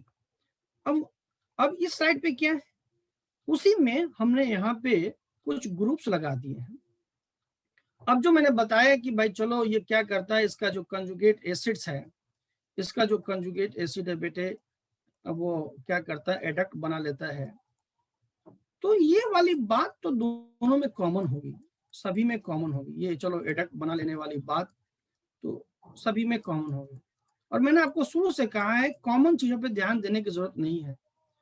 तो ये वाली फिनोमिनन तो जब आप H रखेंगे तभी होगा, जब O M रखेंगे तभी होगा, और O माइनस रखेंगे तभी होगा। This phenomenon will all occurs in all the cases. By the way, आपने इसका आंसर क्या लगाया था? इसका आंसर कुछ लगाया था आपने कि छोड़ दिया था देख करके? सी लगाया था। तो सी लगाया था आप लोगों ने, सी क्यों लगाया था? सी क्यों लगाया था ये बताओ। So in this case what will happen, the ये क्या इफेक्ट करता है यहाँ पे, ये जो R है, what effect they are going to show। एक केस में H है, एक केस में OMe है और एक केस में O माइनस है। तो जब आप देखेंगे तो I think you all agree with me कि O माइनस का जो प्लस R इफेक्ट है, जो इलेक्ट्रॉन को जो डोनेट करने की जो कैपेसिटी है वह सबसे ज्यादा होगी O माइनस की। अगर आप यहाँ पे इफेक्ट देखें, जैसे मैं आपको लगा के पूछूं कि ये अगर ये आपका N है और ये CH3 का होल ट्वाइस है, यहाँ पे ये ग्रुप क्या कर रहा है? If you see here the group,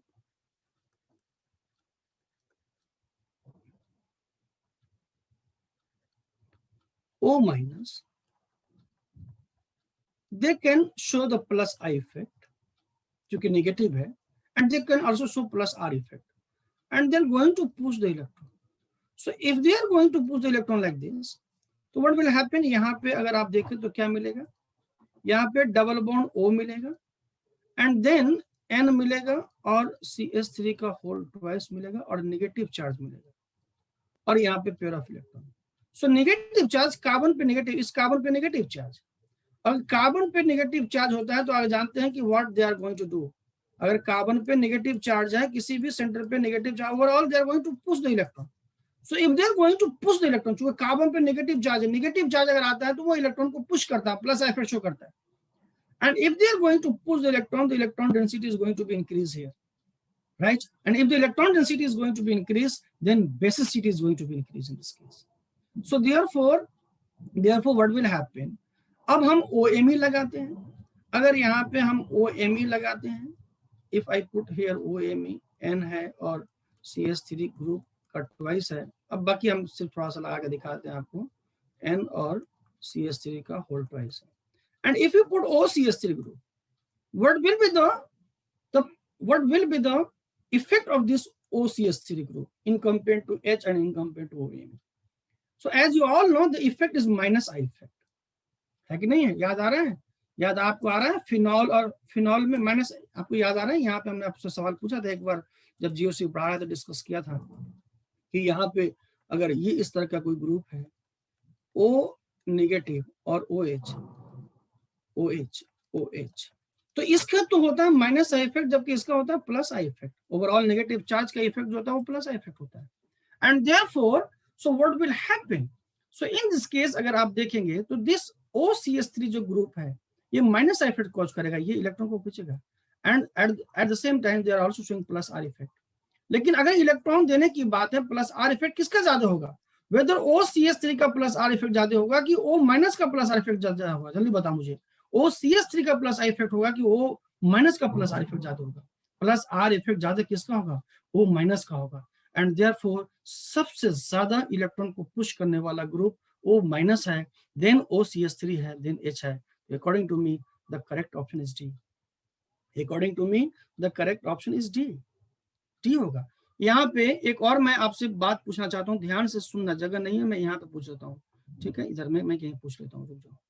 अगर मैं मान लो उसी एग्जाम्पल के अंदर में एक हमने यहाँ लगा दिया, ये जो पेपर था ना, ये बहुत ही बेहतरीन पेपर डिजाइन किया हुआ है, और इसमें जितनी भी GOC आपने पढ़ी उन सारे के कॉन्सेप्ट कहीं ना कहीं किसी एग्जाम्पल में इन्वॉल्व है.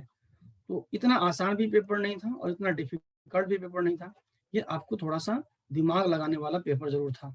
मैंने यहाँ पे लगा दिया OCH3 group, right? OCH3 group लगा दिया और यहाँ पे OCH3 ग्रुप लगा दिया, और मैंने यहाँ पे आपसे ये ग्रुप लगा दिया. देखो यहाँ पे N लगा दी और CH3 ग्रुप लगा दी, का ट्वाइस लगा दिया, और N लगा दिया, CH3 का ट्वाइस लगा दिया, और यहाँ पे लिख दिया CH3 का ट्वाइस लगा दिया, और here I have put the S silicon SiCH3 और CH3 और CH3, ठीक है? और ऐसा लगा दिया SiCH3 और CH3 और CH3. मुझे आप बताओ फर्स्ट एंड सेकंड में which is more basics? First and second में which is more basics? Silicon लगा दी, सिलिकॉन ये लगा दिया, या सल्फर लगा दिया. First and second which is more basics in this case? Which is more basic in this case? First and second में which is more basic and why? What's the reason behind it? Second is more basic, your answer is perfect. Second is more basic, your answer is perfect. ये perfect answer है. Second is more basic. Second is more basic, your answer is perfect. ठीक है? Your answer is perfect. Why? The reason is that the silicon, हालांकि silicon plus I effect show करता है, यहाँ पे plus I effect show करेगा, but at the same time silicon having vacant d orbital, vacant d orbital, और d orbital होने से benzene से इलेक्ट्रॉन को पुल भी करेगा. तो ये -R का नीचे शो करेगा। ये उसी तरह से क्वेश्चन है जैसे आपसे पूछा जाता है कि NCH3 और NCH3 में और N सिलिकॉन SiCH3 का होल थ्राइस और SiCH3 का होल थ्राइस और SiCH3 का होल थ्राइस, ऐसा SiCH3 which is more basic. तो जाहिर है कि ये मोर बेसिक होता है, चूंकि नाइट्रोजन के ऊपर यहाँ जो लोन पेयर ऑफ इलेक्ट्रॉन होता है सिलिकॉन के अंदर पार्टिसिपेट करता है, वैकेंट डी ऑर्बिटल में कंजुगेशन करता है, right. So therefore your answer is correct. अब बताओ 12th में क्या आंसर आया आपका? 12th के अंदर 12 में क्या लाया आंसर सब लोग? 12 में क्या है पूछा बेटा? ये क्वेश्चन से स्लाइड पे ना 12। हाँ बताओ, which is the following effect is not correct. इसमें इसके अंदर इसका -I इफेक्ट है और +M इफेक्ट है, इट इज करेक्ट, करेक्ट है। इसमें -I इफेक्ट, ये भी करेक्ट है। इसमें क्या दिया है? +I +M and hyper conjugation. +I तो होगा, हाइपर कंजुगेशन भी होगा, but +M effect not, M effect नहीं होगा। यहाँ पे -I और प्लस, ये भी सही है, -I भी होगा और +M भी होगा। सो नॉट करेक्ट पूछा था, तो C is the correct answer, ठीक है। सो इसका आंसर जो हो जाएगा आपको यही हो जाएगा, C में दे दिया है कि +M इफेक्ट होता है, जबकि +M इफेक्ट के लिए पाई इलेक्ट्रॉन और नॉन बॉन्डिंग इलेक्ट्रॉन पार्टिसिपेट करते हैं और यहाँ पे इस तरह का कोई ग्रुप नहीं है। Now 13D, which among the following is not correct. इन दोनों में कौन सा करेक्ट नहीं है? Which of the following is not correct, इनमें से कौन सा करेक्ट नहीं है, ये पूछा है। क्या कहता है ये मैंने आपको पढ़ाया है कि बेसिसिटी जो है, आप मेरा लेक्चर नोट देखें, मैंने आपको डिस्कस किया है। इस केस में ये लोन पेयर ऑफ इलेक्ट्रॉन एक ही साइड में लोकलाइज होता है देने के लिए, तो इसकी बेसिसिटी ज्यादा होती है। एसिडिटी ऑफ फिनॉल, फिनॉल की एसिडिटी इसमें ज्यादा होगी, क्योंकि ये ऑर्थो और नाइट्रोफिनॉल है, तो जो फिनॉक्साइड आयन बनेगा इसमें कंजुगेशन जो है बेटा वो ज्यादा होगा। फिनॉक्साइड आयन के अंदर नाइट्रो ग्रुप अगर इस पोजीशन पे है और इस पोजीशन पे है नाइट्रो ग्रुप, तो इसमें -I और -R भी लगेगा, इसमें भी -I और -R लगेगा, इसमें भी -I और -R इफेक्ट लगेगा, ठीक है। जबकि इन दोनों में जब इसका बनाओगे तो इन दोनों में जो फिनॉक्साइड लगेगा, इन दोनों के अंदर क्या होगा? O- है, तो इन दोनों के अंदर क्या होगा? यहाँ पे NO2 ग्रुप है और यहाँ पे NO2 ग्रुप है और यहाँ पे NO2 ग्रुप है, तो इसमें सिर्फ -I, सिर्फ -I और इसमें -I और -R इफेक्ट लगेगा। So therefore this is the correct order of acidity. The basicity of amines, basicity of amine is correct. Why it is correct? Because you all know the basicity of amine is correct. Why? Because there is a ortho effect, due to ortho effect, due to ortho effect। ये मैंने आपको बताया हुआ है ortho effect के बारे में। And in this case they are saying this is the correct order of acidity, correct order of acidity। Why? They are saying correct order of acidity। In this case if you see the, अगर आप देखोगे तो क्या difference है इसमें? Order of acidity it is the wrong, correct order of acidity इसकी होगी, इसकी ज्यादा होगी। रीजन क्या है इसमें कि यहाँ पे एसिडिटी को शो करने के लिए क्या फैक्टर्स है? O नेगेटिव और यहाँ पे NO2 ग्रुप इसमें भी है, और Na2 group is going to withdraw the electron density, और इसमें भी सेकंड वाले में भी O नेगेटिव है, O नेगेटिव और N2, इतना तो दोनों में कॉमन है। लेकिन यहाँ पे वो कंजुगेशन कैसे होता है? यहां से यहां और यहां से यहां ऐसे आता है। इसके लिए the p orbital on this carbon and on this nitrogen जो होना चाहिए वो क्या होना चाहिए? पैरेलल होना चाहिए। लेकिन जब आप यहाँ पे CH3 ग्रुप लगा देंगे और CH3 ग्रुप यहाँ लगा देंगे तो NO2 ग्रुप और CH3 ग्रुप में रिपल्शन होगा, और इस रिपल्शन होने से क्या होगा बताइए कि जो कार्बन है और जो नाइट्रोजन के पे जो p ऑर्बिटल है वो बेंट हो जाएंगे, और बेंट हो जाएंगे मतलब मुड़ जाएंगे, तो इलेक्ट्रॉन को अपनी तरफ ये नहीं खींच पाएगा। जब इलेक्ट्रॉन को ये नहीं खींच पाएगा अपनी तरफ, तो इसमें क्या हो जाएगा, NO2 जो कि मेन सोर्स है, who is the responsible for increase acidity, NO2। NO2 electron को विड्रॉ करके स्टेबलाइज करता है, तो यहाँ पे कम विड्रॉ करेगा, ये कम विड्रॉ करेगा। Why they are going to withdraw less? Because of the less planarity, and इसीलिए जो है एसिडिटी इसकी ज्यादा होगी, और इसको कह सकते हो साइड इफेक्ट इसमें लगेगा।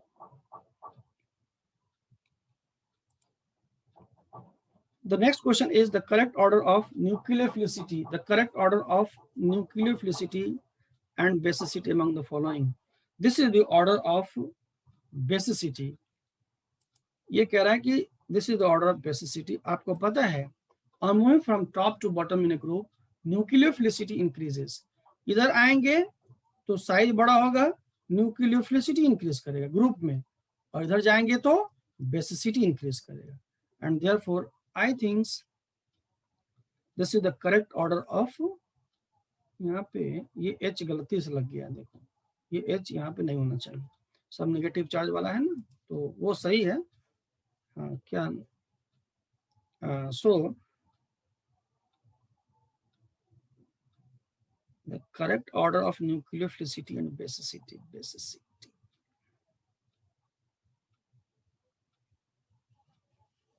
Okay.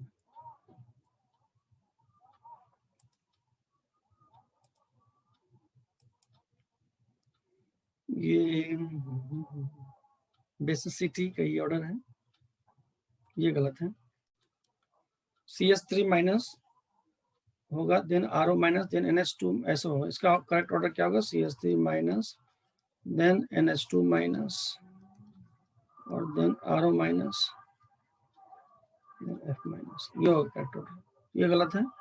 और न्यूक्लियोफिलिसिटी ये सही है, this is order of nucleophilicity, और this is the order of क्या कहते हैं कि nucleophilicity, this is the not order of nucleophilicity, यहाँ पे ये गड़बड़ है, इन दोनों का पोर्शन में गड़बड़ है। और बेसिसिटी हमेशा एनिक वाले का ज्यादा होता है, ये न्यूट्रल वाला और ये एनिक वाला है, ये भी गलत है। सो देयरफॉर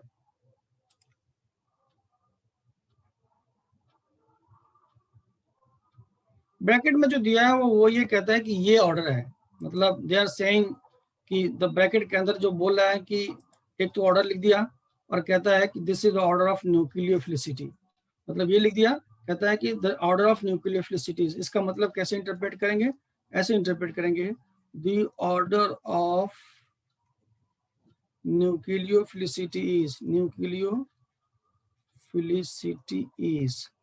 तो क्या हो जाएगा, RO माइनस और RS माइनस और RSE माइनस, तो यही तो लिखा हुआ है, तो करेक्ट है।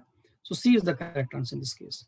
Now the correct order of statement about the relationship of the following structure is, कहता है X and Y are resonating structures, this is X and this is Y are resonating structures. It is not correct, because अगर आप X के respect में Y को देखेंगे तो यहाँ जो H है, they are moving like this, they are moving like this, they are moving like this, तो atom is going to transfer.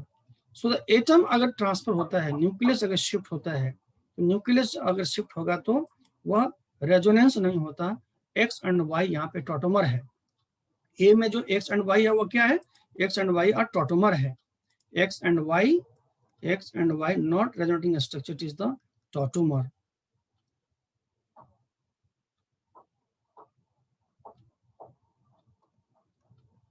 Tautomer है, so X is wrong, and then Y and Z are resonating structures, Y and Z, Y this है and Z this है।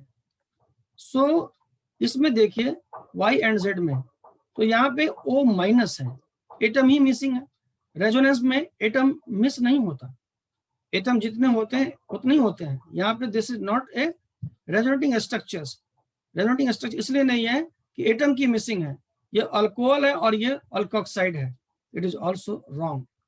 X and Z are tautomer, X and Z are tautomer, X and Z are tautomer, is it not correct? Because tautomer में atom का transfer होता है और X and Z में कहीं भी एटम का ट्रांसफर नहीं हुआ है। So therefore X and Z are not tautomer, जबकि X and Y are tautomer. X and Y are tautomer. Of course, the X and Y are tautomer. Why? Because यहाँ से जो एक हाइड्रोजन है वो ट्रांसफर करके यहाँ चला गया है in order to get aromatic. So the correct option is D. सबका यही आया था आंसर, देखो तो यस और नो, सब लोगों का यही आंसर था। सही हो गया आपका ये क्वेश्चन? ठीक है, वेरी गुड। अब देखो, the identify the correct statement. Correct statement को आइडेंटिफाई करना है। बेसिसिटी इसकी ज्यादा होगी, ये गलत है। क्यों गलत है? अंदर की एंगल कम होगी तो बाहर का एंगल ज्यादा होगा, और इसमें मोर एस फैक्टर होगा, और एस फैक्टर ज्यादा होगा तो बेसिसिटी क्या होगी? कम होगी।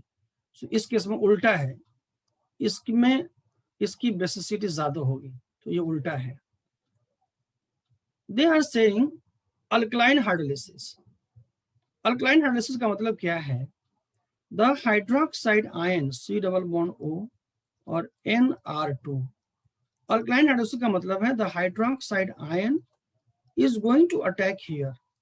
ये तो हाइड्रोलिसिस होती है, and then they are going to up, एंड ये बाहर निकल जाएगा, ये आपको ROH बन जाएगा, OH बन जाएगा, और ये चाहे ज्यादा बेसिक होता है तो अल्कोक्साइड ये और NR3+ बन जाएगा। ये इसको बोलते हैं अल्कलाइन हाइड्रोलिसिस। इसका मतलब हुआ कि जिस कार्बन पे यहाँ पे पॉजिटिव चार्ज होगा, हाइड्रोक्साइड का अटैक उतना फास्ट होगा।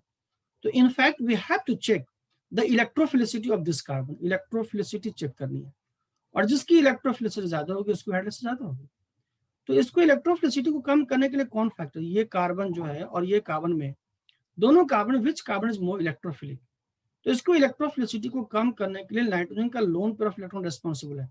ये इधर इलेक्ट्रॉन को पुश करेगा तो इसकी इलेक्ट्रोफिलिसिटी ज्यादा कम होगी, क्योंकि इसके पॉजिटिव चार्ज को यहाँ पे कार्बन और ऑक्सीजन के बीच जो डिफरेंस ऑफ इलेक्ट्रॉन नेगेटिविटी है, उससे कार्बन के ऊपर जो पॉजिटिव चार्ज है उससे कार्बन की, यानी कार्बन की इलेक्ट्रोफिलिसिटी आती है। तो मैंने कहा कि कौन नाइट्रोजन, यहाँ भी लोन पेयर ऑफ इलेक्ट्रॉन, लेकिन इसमें रिंग होने की वजह से, ये जो रिंग है ना बेटे, इसमें जो रिंग है, इस रिंग की वजह से इसमें मोर एस कैरेक्टर है, मोर एस कैरेक्टर है। और अगर एस कैरेक्टर ज्यादा है, मोर एस कैरेक्टर है, तो एस कैरेक्टर अगर ज्यादा है तो इलेक्ट्रॉन की देने की टेंडेंसी कम है, less tendency to donate the electron, less tendency to donate the electron. और अगर इलेक्ट्रॉन डोनेट करने की टेंडेंसी लेस है तो इस कार्बन के ऊपर पॉजिटिव चार्ज ज्यादा होगा और इसकी इलेक्ट्रोफिलिसिटी मोर होगी, सो इसकी हाइड्रोलिसिस फास्ट होगी। इस केस में electrophilicity of the mark carbon, कहता है इसकी इलेक्ट्रोफिलिसिटी ज्यादा है। How the electrophilicity of this carbon? अगर R देखे और R देखे, और यहाँ पे N है और H है लोन पेयर, और यहाँ पे ये इलेक्ट्रॉन पाई बॉन्ड को इधर शिफ्ट कर दो तो यहाँ पे पॉजिटिव चार्ज है, और यहाँ पे इस पे निगेटिव चार्ज है। इसका पाई बॉन्ड इधर शिफ्ट कर दो तो क्या होगा? R होगा, C होगा और R होगा। यहाँ पे पॉजिटिव चार्ज है और यहाँ पे N लोन पेयर है, और ये इसके ऊपर में नेगेटिव चार्ज है और NH2।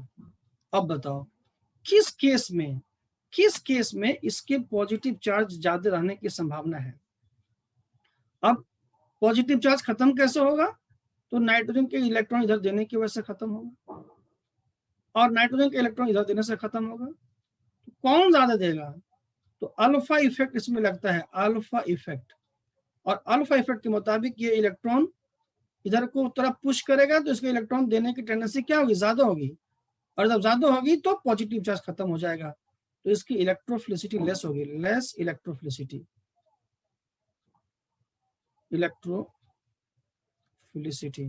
और इसकी इलेक्ट्रोफिलिसिटी क्या होगी? मोर होगी। तो ये भी जो है आपका गलत है, ये भी गलत है। The last one is, this is the order of donor ability, it is correct. Why the donor ability is the correct? Because you all know the donor ability is directly proportional to P character, and therefore the D is the correct options.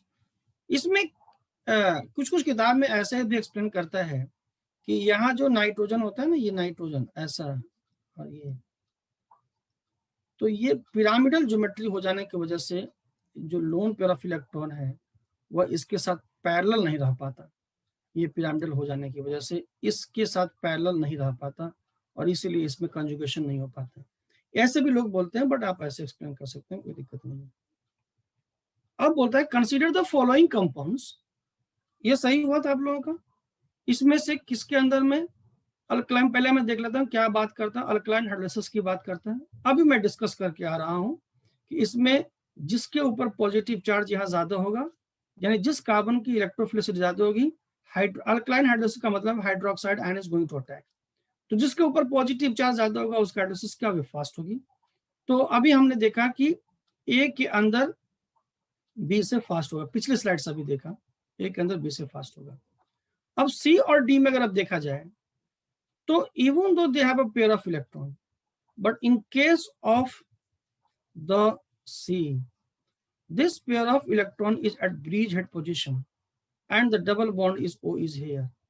So bridgehead के ऊपर जो carbon है, ये अगर मैं ऐसे बना के दिखाऊं तो आपको दिखा सकता हूं अच्छे तरीके से। यहाँ जो पेयर ऑफ इलेक्ट्रॉन यही तो है, ये दो वाला है, तो दो वाला है तो ऐसे बना दो, और यहाँ जो पेयर ऑफ इलेक्ट्रॉन है।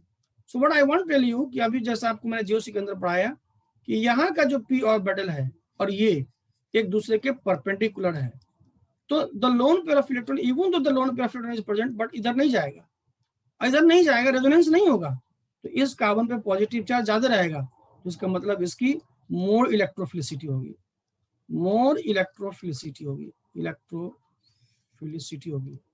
अगर इसकी इलेक्ट्रोफिलिसिटी मोर होगी तो इस पे हाइड्रोक्साइड आयन का अटैक क्या होगा, फास्ट होगा। जबकि इसमें आसानी से लोन पेयर ऑफ इलेक्ट्रॉन इधर जा सकता है, because this is not a part of bridgehead system. तो इसका जो कार्बन है वह लेस इलेक्ट्रोफिलिक होगा, ये कार्बन लेस इलेक्ट्रोफिलिक होगा। तो जहां तक अल्कलाइन हाइड्रोलाइसिस की बात है, ए में बी से फास्ट होगा और सी में डी से फास्ट होगा। तो this is the order of alkaline hydrolysis, ठीक है। और इसके अकॉर्डिंग आंसर देख लीजिएगा, B is the correct option. अच्छा ये बताओ, ये सब क्वेश्चन कर पाए थे आप लोग क्या, यस और नो? जरा मुझे टाइप करके बताओ, मैसेज करके बताओ कि ये क्वेश्चन आप लोग कर पाए थे।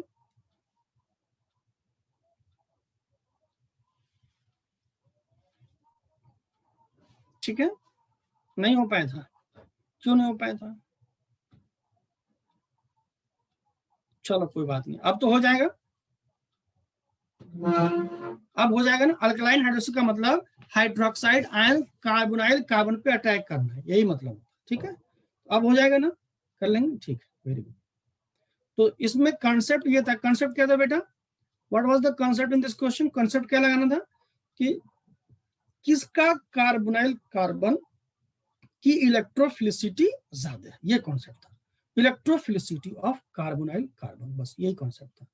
Now consider the hydrolysis of bicyclic compounds of the monocyclic compounds। एक बाइसाइक्लिक ए है एंड बी है, एक बी है, मोनोसाइक्लिक है बी, इसमें बाइसाइक्लिक और एक मोनोसाइक्लिक, ए इज बाइसाइक्लिक और B is monocyclic. Which of the following statement is true about the above hydrolysis? पहले मैं बता दूं कि हाइड्रोलिसिस में क्या होता है, ये x माइनस यहाँ से बाहर निकल जाएगा और यहाँ से x माइनस बाहर निकल जाएगा, they generate a carbocation.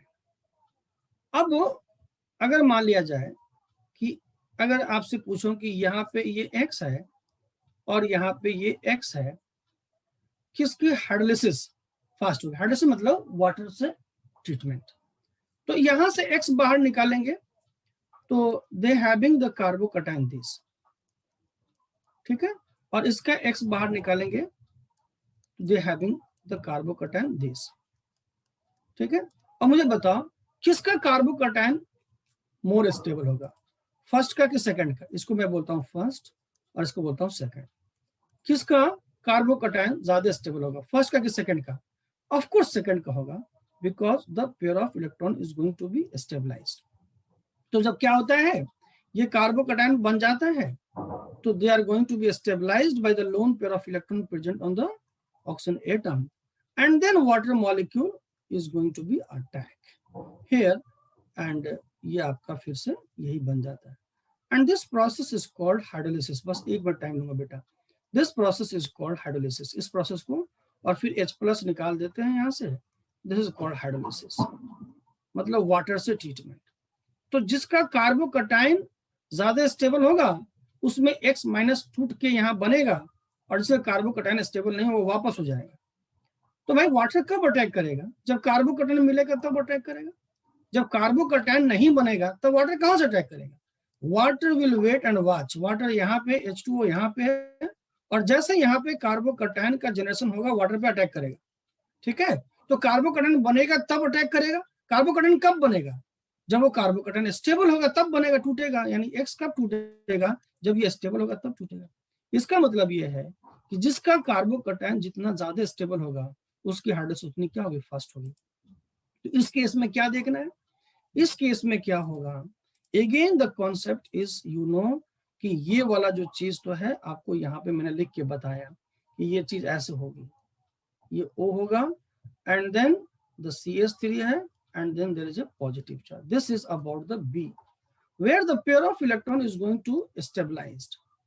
But अगर आप देखेंगे तो इस केस में क्या हुआ? इस केस में ये जो केस आपका है, यहाँ जो आप देख रहे हैं ये वाली केस, ये so in this very particular case ये थोड़ा गलत हो गया एक, और मैं आपको समझाता हूँ। यहाँ पे पॉजिटिव चार्ज बनेगा and the lone pair of electron is this. So this positive charge is at bridge head position, और ब्रिज हेड पोजीशन के ऊपर कार्बोकटाइन का जनरेशन डिफिकल्ट होता है। और even though the valence electron is here and valence electron is here, इधर होगा, और जबकि इसका इम्पिटी ऑर्बिटल इधर होगा, they are orthogonal to each others. तो ब्रिज हेड पोजीशन के ऊपर आपने पहले से भी पढ़ा होगा कि ब्रिज हेड पोजीशन के ऊपर कार्बोकटाइन का जनरेशन नहीं होता। अगर कार्बोकटाइन अगर है तो ब्रिज हेड पोजीशन पे नहीं बनता, क्योंकि प्लेनर ज्योमेट्री अडॉप्ट नहीं करती। इसीलिए the formation of carbocation is easy in case of B. B case में फॉर्मेशन ऑफ कार्बोकटाइन इजी है, जबकि ए केस में फॉर्मेशन ऑफ कार्बोकटाइन डिफिकल्ट है, बिकॉज ए केस में carbocation will going to forms at the bridge head position. यहाँ पे कार्बोकटाइन कहाँ बनेगा? ब्रिज हेड पोजीशन पे बनेगा, and the formation of carbocation at bridge head position is difficult. Therefore alkaline hydrolysis of B, sorry, the hydrolysis of B is fastest in compared to the A. A की comparison में B की hydrolysis fast होगी, क्योंकि B पे कार्बोकटाइन का formation fast होगा। Now this question you have already discussed about the arrange the increasing order of the stability of the following alkene। इसमें alkyne की स्टेबिलिटी बता करनी है।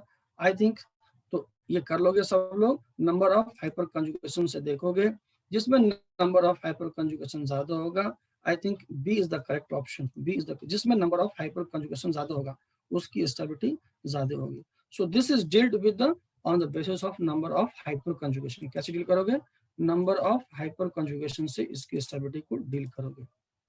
Number of hyperconjugation, number of hyperconjugation से deal करोगे। ठीक है, ये मैंने पढ़ा दिया था ऑलरेडी, बाकर नाथान इफेक्ट, ये भी हाइपर कंजुगेशन से, ये ऑलरेडी क्लास नोट से ही मैंने दिया था क्वेश्चंस। बाकर नाथान इफेक्ट याद आ रहा है? Baker Nathan effect. So that's all about today discussion lectures. तो अगर किसी को कोई डाउट है तो आप पूछ सकते हो। मैं आपको अनम्यूट कर देता हूँ। हाँ जी बताइए सर। एक बार वो एक्सेप्शन समझाना सर, जो NR था और NH वाला, NH3 और NR3 था, उसका लास्ट वो बता दो सर। उसमें डिस्कनेक्ट हो गया था थोड़ा सा। इसमें। मैं कह रहा हूँ कि क्वेश्चन में मेरा भी डाउट है सर, और NH पॉजिटिव है, राइट। तो जनरली कहते हैं कि CH3 जो होते हैं ना वो इलेक्ट्रॉन रिलीजिंग ग्रुप होते हैं ना, तो पहले तो बोलते हैं CH3 और H, तो ये ज्यादा इलेक्ट्रॉन रिलीज करेगा तो यहाँ पे पॉजिटिव चार्ज कम हो जाएगा, है ना। और पॉजिटिव, और यहाँ पे क्या कहता है कि पॉजिटिव चार्ज ज्यादा होगा, ऐसा सोचते हैं हम लोग। ठीक है, पॉजिटिव चार्ज ज्यादा होगा क्योंकि ये H रिलीजिंग नहीं है, तो उस हिसाब से बोलते हैं कि नीचे वाला का plus I effect, sorry minus I effect ज्यादा होगा, क्योंकि ज्यादा जितना ज्यादा पॉजिटिव चार्ज होगा नाइट्रोजन के ऊपर उतना ज्यादा प्लस आई इफेक्ट होगा। लेकिन पॉजिटिव चार्ज के केस में थोड़ा डिफरेंट होता है, इस केस में सिर्फ डिफरेंट होता है। वो रीजन ये बताते हैं कि मान लो अगर हम लोग देखते हैं ये पॉजिटिव चार्ज मान लो और NC है, ठीक है, और और यहाँ पे NH है, NH है, सिर्फ this is applicable here only, NH है। नाउ तो क्या है, तो नाइट्रोजन होता है 3 और कार्बन होता है 2.5, दोनों का डिफरेंस निकालोगे तो क्या आएगा, इलेक्ट्रोनेगेटिविटी पॉलिंग स्केल पे 0.5 का 0.5 डिफरेंस, और इसमें डिफरेंस बेटा निकालोगे तो ये 3 हो गया नाइट्रोजन। हालांकि आप जानते हैं कि पॉजिटिव चार्ज से इलेक्ट्रोनेगेटिविटी सेम नहीं होती, बट हम लोग फिर भी कंसेप्ट को समझने के लिए आइडियल वैल्यू मान रहे हैं। और हाइड्रोजन 2.1 होता है, इन दोनों का डिफरेंस निकालोगे तो क्या आएगा, 0.9 आएगा, है ना। Yes, इसका sir. मतलब क्या है, इसको ऐसे समझो कि ये इन दोनों में इलेक्ट्रोनेगेटिव कौन है, नाइट्रोजन और कार्बन में नाइट्रोजन है, और नाइट्रोजन और हाइड्रोजन में हाइड्रोजन है कि नहीं है, नाइट्रोजन मोर Yes. इलेक्ट्रोनेगेटिव। इसका मतलब होता है कि अगर इसके बीच 0.5 का डिफरेंस है, तो 0.5 का डिफरेंस है तो नाइट्रोजन और कार्बन के बीच इलेक्ट्रॉन नेगेटिविटी डिफरेंस कम हुआ, और NH में 0.9 का डिफरेंस है तो नाइट्रोजन और हाइड्रोजन के बीच इलेक्ट्रॉन नेगेटिविटी डिफरेंस क्या हुआ, ज्यादा हुआ। तो Yes, अगर sir. इलेक्ट्रॉन नेगेटिविटी डिफरेंस ज्यादा, जैसे HCl में है, इलेक्ट्रॉन नेगेटिविटी डिफरेंस ज्यादा होता तो मैं क्या कह रहा हूँ, तो the bonded pair of electron is shifted towards chlorine ना मोर, है ना। अगर Yes, sir. Difference in electronic, जैसे HCl में एक 2.1 होता है और एक 2.3 होता है, ठीक है, और ये मान लीजिए, और मान लीजिए अगर आपका HH में है तो इसमें 2.1 और 2.1, तो बीच में डिफरेंस इलेक्ट्रोनेगेटिविटी नहीं है, तो आइडियली दोनों पेयर ऑफ इलेक्ट्रॉन कहाँ होगा, बिल्कुल बीच में होगा। लेकिन Yes, इसमें sir. डिफरेंस ज्यादा है तो क्लोरीन की तरफ ज्यादा टिल्टेड होगा ना, यही तो पढ़ते हैं, तो यही Yes, कह sir. रहा हूं, इसमें डिफरेंस ज्यादा है, तो N और H के बीच डिफरेंस ज्यादा, इसका मतलब bonded pair of electron nitrogen की तरफ ज्यादा झुका हुआ है, ठीक है। और इसमें Yes. डिफरेंस कम है तो नाइट्रोजन और कार्बन के बीच में है, मतलब बीच से, हालांकि अभी भी नाइट्रोजन की तरफ ज्यादा होगा लेकिन NH की तरफ। 34. तो मैं कह रहा हूँ जितना ज्यादा इलेक्ट्रॉन डेंसिटी इस बॉन्ड का नाइट्रोजन के पास होगा, ये पॉजिटिव चार्ज उतना ही क्या होगा, कम होगा, है कि नहीं, इलेक्ट्रॉन डिफरेंस कम कम। होगा. ये रीजन है, उल्टा रीजन इसमें लगता है और ऐसे एक्सप्लेन करते हैं इसको, ठीक है। इसीलिए जनरली वी ठीक थिंक है. कि NMe3 पॉजिटिव, NCH3 पॉजिटिव में और NH3 में जनरली पीपल थिंक कि NH3 का माइनस आई इफेक्ट ज्यादा होगा, बट ये रॉन्ग है, उल्टा सही होता है, ठीक है। सर क्वेश्चन 13 सर SR2 का समझ में नहीं आया, SR2 प्लस वो याद बीच में करना कैसे है, आ गया। SR2 का कुछ भी नहीं, वो ऑर्डर आपको बिल्कुल याद करना है बेटा, जितना हो सका मैंने बताया, उसके बाद कोई ऑर्डर नहीं दिया बुक में, एक ऑर्डर एक्सपेरिमेंटल सर ऑर्डर है। 17 नंबर का समझा दीजिए ना, वो थोड़ा ब्रिजेड पोजीशन में क्या बोले थे वो समझ में नहीं आया। ब्रिजेड क्वेश्चन पे हम पढ़ेंगे आगे भी कि कार्बोकटायन बनाते हैं ना, तो कार्बोकटायन जनरली क्या होता है, प्लेनर होता है, ठीक है। कार्बोकटायन क्या होता है बेटा, प्लेनर होता है। प्लेनर कैसे बनेगा, तो अगर ये कोई सिस्टम है, इससे अगर कार्बोकटायन पिरामिडल है, एक्स बाहर निकालोगे तो प्लेनर बनेगा, और प्लेनर बनने में बॉन्ड एंगल चेंज होती है, 109 डिग्री 28 मिनट से क्या आता है, 120 डिग्री के आसपास जाता है। तो इसके लिए ये जो है ना, इसको उठना पड़ता है, ऐसे और ऐसे फैलना पड़ता है प्लेनर बनने के लिए। लेकिन ब्रिजेड पोजीशन पे क्या होता है कि आप यहाँ पे उसको रिजिड बना देते हो, ये जो है फैलना चाहता है बट फैल नहीं पाता है। तो ब्रिजेड पोजीशन आपको 120, जब हम कार्बोकटायन पढ़ाएंगे तो और डिटेल से डिस्कशन करेंगे मॉडल बता करके। तो यहाँ पे ये अभी इतना याद रखो कि ये 120 एडॉप्ट नहीं कर पाता, प्लेनर नहीं बन पाता, और प्लेनर नहीं बन पाएगा तो कार्बोकटायन का बनना मुश्किल होता है। सर क्वेश्चन 13 ओपन कर दीजिए। हाँ जी सर इसमें जो सर बी ऑप्शन है, इसमें एसिडिटी की बात हुई है, तो सर जितना जल्दी OH प्लस देगा वो उतना अच्छा एसिड होगा। तो सर इसमें बी में दोनों साइड जो NO2 लगा हुआ है वो OH के साथ हाइड्रोजन बॉन्डिंग में नहीं होगा सर, तो उसकी एसिडिटी नहीं, कम NO2 में होगी। यहाँ पे जो हाइड्रोजन बॉन्डिंग वाले जो फैक्टर्स है, इधर में हाइड्रोजन बॉन्डिंग वाले जो फैक्टर्स है, वो फैक्टर्स इसके इलेक्ट्रॉन विड्रॉइंग नेचर के पीछे फेल है। यहाँ पे सिर्फ हाइड्रोजन बॉन्डिंग वाला फैक्टर ऑर्थो नाइट्रोफिनॉल और पैरा नाइट्रोफिनॉल को एक्सप्लेन करने के लिए होता है। ऑर्थो आपको याद होगा, ऑर्थो नाइट्रोफिनॉल याद है, ये होता है ऑर्थो नाइट्रोफिनॉल, ठीक है, NO2, और ये होता है para nitrophenol OH, ortho nitrophenol और मेटा नाइट्रोफिनॉल NO2 और पैरा नाइट्रोफिनॉल। ये आपको ध्यान होगा कि ये तीनों नाइट्रोफिनॉल होता है NO2। तो फर्स्ट, सेकेंड एंड थर्ड, तो ऑलवेज जो इलेक्ट्रॉन विड्रॉइंग नेचर है वो डोमिनेटिंग है इस केस में, फिनॉल के केस में।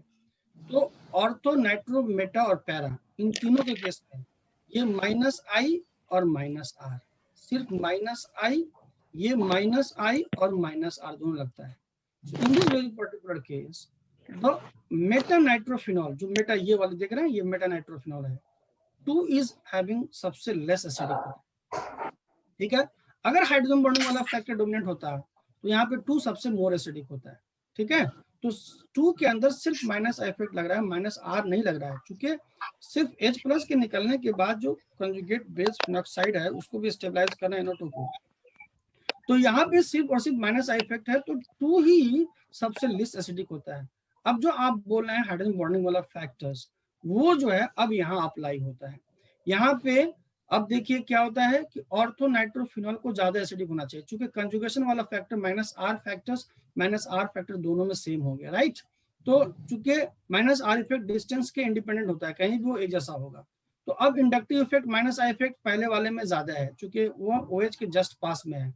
तो as per the order the ortho वाला मोर स्टेबल होना चाहिए और देन थर्ड होना चाहिए, this is the order, but in fact the actual order is not like this. सबसे ज्यादा थर्ड होता है, देन फर्स्ट होता है, देन सेकंड होता है। तो यहाँ पे एक्सप्लेन करते हैं कि थोड़ा सा इसके केस में हाइड्रोजन बॉन्डिंग हो जाती है, इसके वजह से H+ का निकलना थोड़ा मुश्किल हो जाता है। लेकिन ये जो हाइड्रोजन बॉन्डिंग का जो कॉन्सेप्ट है वो मेटा के और ऑर्थो पे नहीं है, in between ortho and para है, that is not between ortho and meta है।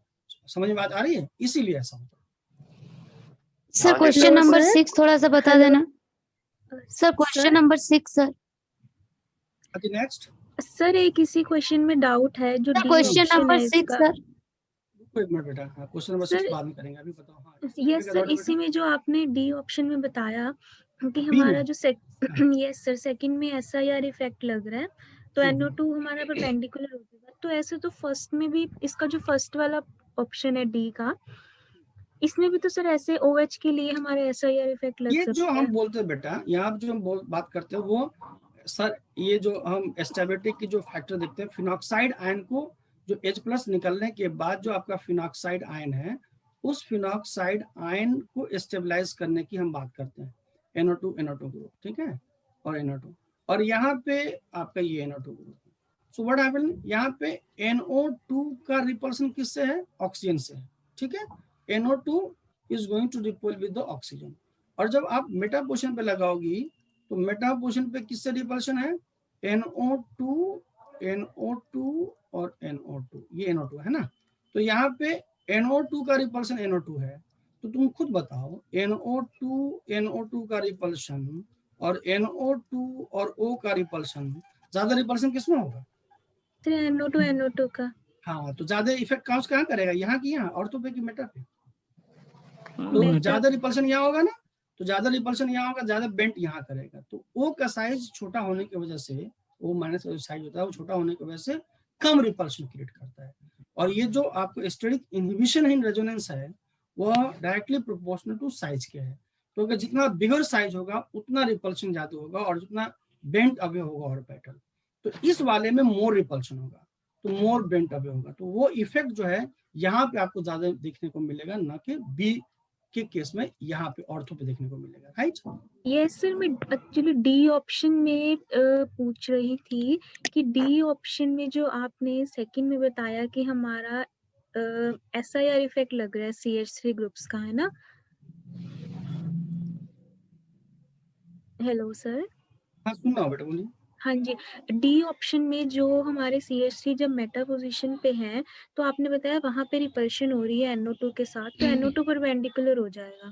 तो सर माय क्वेश्चन इज कि इसमें जब हमारा CH3 ऑर्थो पे है, तो वो भी तो OH के साथ हमारे SIR कोई इफेक्ट मैं शो बता रहा कर हूँ बेटा, यहाँ सकता है। कम करेगा, कम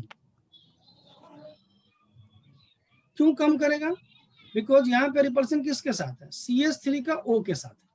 ओके सर, हाँ जी ठीक और है। यहाँ पे किसके साथ है बेटा, CH3 का, बोलिए, CH3 का NO2 के साथ।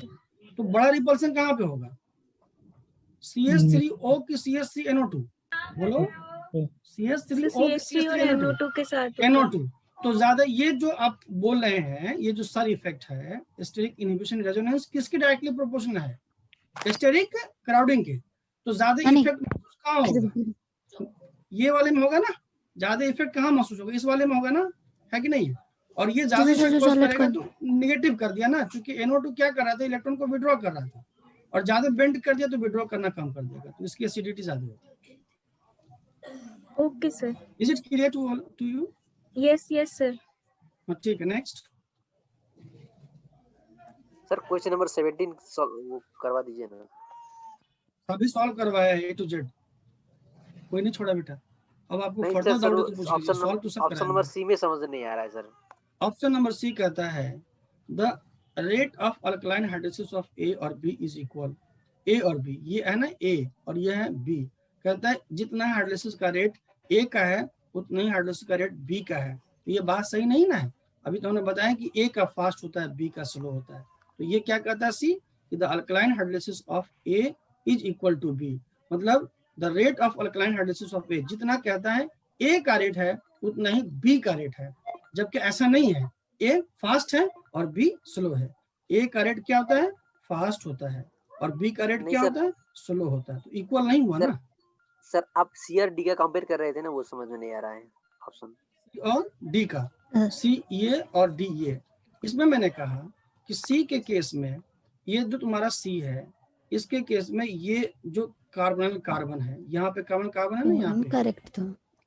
तो ये जो कार्बोनिल कार्बन है यहाँ पे दो, इसमें कार्बन वाला है, यहाँ पे करेक्ट, और यहाँ पे there is one carbon carbon. ये किसकी इलेक्ट्रोफिलिसिटी ज्यादा होगी, इस कार्बन की कि इस कार्बन की? तो मैंने कहा कि इसकी इलेक्ट्रोफिलिसिटी कम कैसे होती है, तो नाइट्रोजन का जो लोन पेयर ऑफ इलेक्ट्रॉन है इसके इधर डेसिपेट होने से, है ना, सी और ओ बॉन्ड में डाइपोल ऑक्सीजन की तरफ जाता है तो ऑक्सीजन पे नेगेटिव और कार्बन पे पॉजिटिव चार्ज होता है। तो कार्बन पे पॉजिटिव चार्ज खत्म अगर हो जाएगा तो कार्बन की इलेक्ट्रोफिलिसिटी कम हो जाएगी, और खत्म कौन करता है, तो नाइट्रोजन के ऊपर जो लोन पेयर ऑफ इलेक्ट्रॉन है वो खत्म करता है, नाइट्रोजन के ऊपर जो लोन पेयर ऑफ इलेक्ट्रॉन वो खत्म करता है। तो इसमें तो कंजुगेशन होगा, लेकिन इसमें कंजुगेशन नहीं होगा, क्योंकि मैंने आपको जीओसी के अंदर पढ़ाया था कि कंजुगेशन होने के लिए पी ऑर्बिटल पैरेलल होना चाहिए। यहाँ पे जो फील्ड ऑर्बिटल है और जो इम्पिटी ऑर्बिटल है ब्रिज हेड पोजीशन पे ऑर्थोगोनल हो जाते हैं, याद कीजिए लेक्चर जहाँ पे ये बताया था। तो यहाँ पे ये जो लोन पेयर ऑफ इलेक्ट्रॉन है नाइट्रोजन के ऊपर, और यहाँ पे जो पाई स्टार्स जो इम्पिटी ऑर्बिटल है दे आर ऑर्थोगोनल। तो ऑर्थोगोनल में कंजुगेशन नहीं हो सकता ना, पैरेलल होगा तभी कंजुगेशन होगा, कंजुगेशन होने के लिए पैरेलल होना जरूरी होता है। तो पैरेलल अगर नहीं है तो कंजुगेशन नहीं होगा, पैरेलल होगा तब ये नाइट्रोजन है तब लोन पेयर इसमें कंजुगेशन में पार्टिसिपेट करेगा, परपेंडिकुलर है तो पार्टिसिपेट नहीं करेगा। तो पता ये चला कि ये नाइट्रोजन का जो लोन पेयर ऑफ इलेक्ट्रॉन है does not part in the delocalisation, यही रहेगा। तो इसका मतलब इस कार्बन के ऊपर जो पॉजिटिव चार्ज वो ज्यादा होगा, और पॉजिटिव चार्ज ज्यादा होगा तो इसकी जो हाइड्रोलिसिस है वो क्या होगी, हाइड्रोलिसिस में क्या होता है, हाइड्रोक्साइड आयन जा करके कार्बन कार्बन पर अटैक करता है, जितना ज्यादा पॉजिटिव चार्ज होगा उतना ज्यादा अटैक करेगा। जी सर समझ गया, थैंक यू सर। सर एक बार फील्ड इफेक्ट बता दो। फील्ड इफेक्ट क्या होता है बेटा, कि जैसे फील्ड इफेक्ट और इंडक्टिव इफेक्ट को डिफरेंशिएट करना बहुत मुश्किल होता है, फिर भी जैसे मान लिया जाए कि कोई आयन है उसकी स्टेबिलिटी है तो स्पेस में they are going to work. जैसे मान लीजिए यहाँ पे NH3 पॉजिटिव चार्ज है और ये 100 कार्बन का चेन है, और देन यहाँ पे एक 100 कार्बन, मान लीजिए इसमें 100 कार्बन, ठीक है, और they are going to like this one, और ये ऐसा मान लीजिए ऐसा नेगेटिव है। व्हाट विल हैपन, ये अगर स्ट्रेट है, मतलब ये इस तरह से स्ट्रेट है, मतलब कैसे बताऊं तुमको, यहाँ पे ये ऐसा है तो इधर में NH3 positive positive rigid system है, और ये मान लीजिए इधर बिल्कुल ऐसा टेढ़ा नहीं हो सकता, ये मुड़ नहीं सकता। मतलब लीजिए ये आयरन का रॉड है, आयरन रॉड है, ठीक है, लोहे के रॉड से इसको बांधा है, ठीक है, और ये मान लीजिए रबड़ है, RUBB रबड़ का कोई रॉड है इस तरह से, तो इसको तो बेंड कर सकते हैं ना, और आयरन का रॉड को बेंड नहीं कर सकते। तो देखो इंडक्टिव इफेक्ट NH3 पॉजिटिव और CO माइनस, मान लीजिए CO माइनस कार्बोक्सिलेट आयन है, और इसको स्टेबलाइज करना, क्योंकि आप जानते हैं नेगेटिव चार्ज पॉजिटिव चार्ज एक दूसरे को क्या करता है, स्टेबलाइज करता है। तो ये इतना दूर चला जाता है कि ये एक दूसरे को 100 कार्बन का आयरन का रॉड मान लीजिए तो एक दूसरे को स्टेबलाइज नहीं कर पाता। लेकिन मान लीजिए फ्लेक्सिबल है तो अभी तो स्पेस में क्या करता है, कुछ बोले इस negative charge and positive charge के बीच इंटरेक्शन होता है। तो इसमें कोई बॉन्ड के थ्रू नहीं हो रहा है, देख रहे हैं, कोई बॉन्ड के थ्रू, बॉन्ड तो यहाँ पे है, जैसे इंडक्टिव इफेक्ट में पढ़ते हैं कि कार्बोक्सिलेट आयन है तो Cl यहाँ लगा है, Cl यहाँ लगा है, they are pulling the electron through the bond, तो बॉन्ड के थ्रू नहीं कर रहा है। यहाँ पे स्पेस में ये दोनों एक दूसरे के आमने सामने हैं और उनके बीच इंटरेक्शन हो रहा है, तो this interaction is called field effect. और इंडक्टिव इफेक्ट में क्या होता है कि they are transmitted through the bond, और फील्ड इफेक्ट में क्या होता है कि ज्योमेट्री कुछ इस तरह से होती है कि स्पेस में दो ग्रुप आमने सामने एक दूसरे के आ जाते हैं और उससे कोई स्टेबिलिटी या डी स्टेबिलिटी होती है, तो उसको हम लोग फील्ड इफेक्ट कहते हैं। तो field effect operated through the space, not through the bond. समझ में आया कुछ? यस सर, इसका एसिडिटी बेसिसिटी पे कोई इफेक्ट पड़ते हैं? हाँ, जैसे मान लीजिए कि एक ऐसा रॉड ले लिया, ऐसा मान लीजिए ऐसा ये रॉड है, ठीक है, और ये कार्बोक्सिलिक एसिड, ठीक है, और ये कार्बोक्सिलिक, यहाँ पे आपको ले लिया आपका NH3 पॉजिटिव, ठीक है, मान लेते हैं, और यहाँ पे, ठीक है, तो और ये एक ले लिया, ये फर्स्ट हो गया, 100 कार्बन का लेंथ है इसमें मान लीजिए, ठीक है, और ये भी एक, तो इसमें H+ निकालोगे बेटा तो कार्बोक्सिलेट बनेगा ना, है ना, और इस H+ निकालने के बाद तो H+ ये को तोड़ दो, और इसमें मान लीजिए ऐसा है और इसका कार्बोक्सिलिक एसिड है और H+ निकाल दिया तो ये प्लस H पॉजिटिव और ये NH3 पॉजिटिव हो गया, राइट, ये हो गया NH3 पॉजिटिव। तो इसमें जो कार्बोक्सिलेट आयन है that is not going to stabilize by the NH3 positive, क्योंकि इंडक्टिव इफेक्ट क्या होता है बेटा, आपको पता है कि 4 कार्बन के बाद तो खत्म हो जाता है, मान लीजिए 10 कार्बन पे है और ये भी 100 कार्बन का है और ये भी 100 कार्बन का, बट ये रिजिड सिस्टम, रिजिड है, ये मुड़ नहीं सकता। लेकिन यहाँ पे क्या होगा, H+ निकालने के बाद स्पेस में नेगेटिव चार्ज, क्योंकि आपको पता है कि H+ निकालने के बाद जो कंजुगेट बेस होता है स्टेबलाइज बाय सम फैक्टर, किसी भी चीज से स्टेबलाइज होता है, तो कंजुगेट बेस अगर स्टेबलाइज्ड होगा तो उसके एसिड की एसिडिटी इंक्रीज कर जाएगी। तो यहाँ पे this negative charge is not stabilize by this positive charge, but जबकि इस सिस्टम में क्या हो रहा है, negative charge is going to stabilize by the positive charge, इसलिए नीचे वाले की एसिडिटी क्या हो जाएगी, इंक्रीज कर जाएगी इसके कंपैरिजन में। समझ में आया कुछ? Yes, okay, thank you sir. Sir question number 13। Question number 13 sir, उसमें ब्रिजेट कार्बन में क्यों नाइट्रोजन का बेसिसिटी ज्यादा होगा? क्वेश्चन नंबर 13 पे कहाँ पे रिजेक्ट कर, ये ऊपर वाला वो बताया था बेटा, तुम पढ़ते उड़ते तो सर। पढ़ाया था हमने आपको। इसमें क्या कहा था कि इसके अंदर जो है अगर ऐसा होगा तो ये पेयर ऑफ इलेक्ट्रॉन है, और यहाँ पे क्या होता है NCH2 और CH3, CH2 और CH3 और CH2 और CH3, यहाँ पे क्या होता है, ये फ्री होता है, ऑसिलेट करके इसको कवर्ड कर लेता है। So this loan pair of electron is covered. तुम जाओगे कवर्ड अगर हो गया देन H+ को नहीं दिखेगा, लेकिन यहाँ पे क्या होगा CH2 CH, सपोज कीजिए दिस इज योर स्टोमक, और यहाँ पे आपने क्या किया, हैंड से इसको, यहाँ पे ये आपका है loan pair of electron, you are यार बंद करो, so what will happen, this is covered, but hand को लेके पीछे की तरफ बांध दिया तो क्या होगा, lone pair of electron is open. So यहाँ पे CH2 CH2 CH2 CH2 and then CH2 and CH2, they all are fixed by one side fix हो गया, so this is the open, and open है then H+ को easily approachable है, इसलिए इसकी basicity क्या होती है, ज्यादा होती है और इसकी बेसिसिटी कम होती है। So in this case the basicity किसके वजह से, basicity is due to the lone pair of electron present on the nitrogen atom, and if the lone pair of electron is open then H+ will interaction more, and if the lone pair close then H+ का interaction कम होगा। so therefore first के case में high basicity होगी in compare to second one. हो गया जी sir, thank you sir.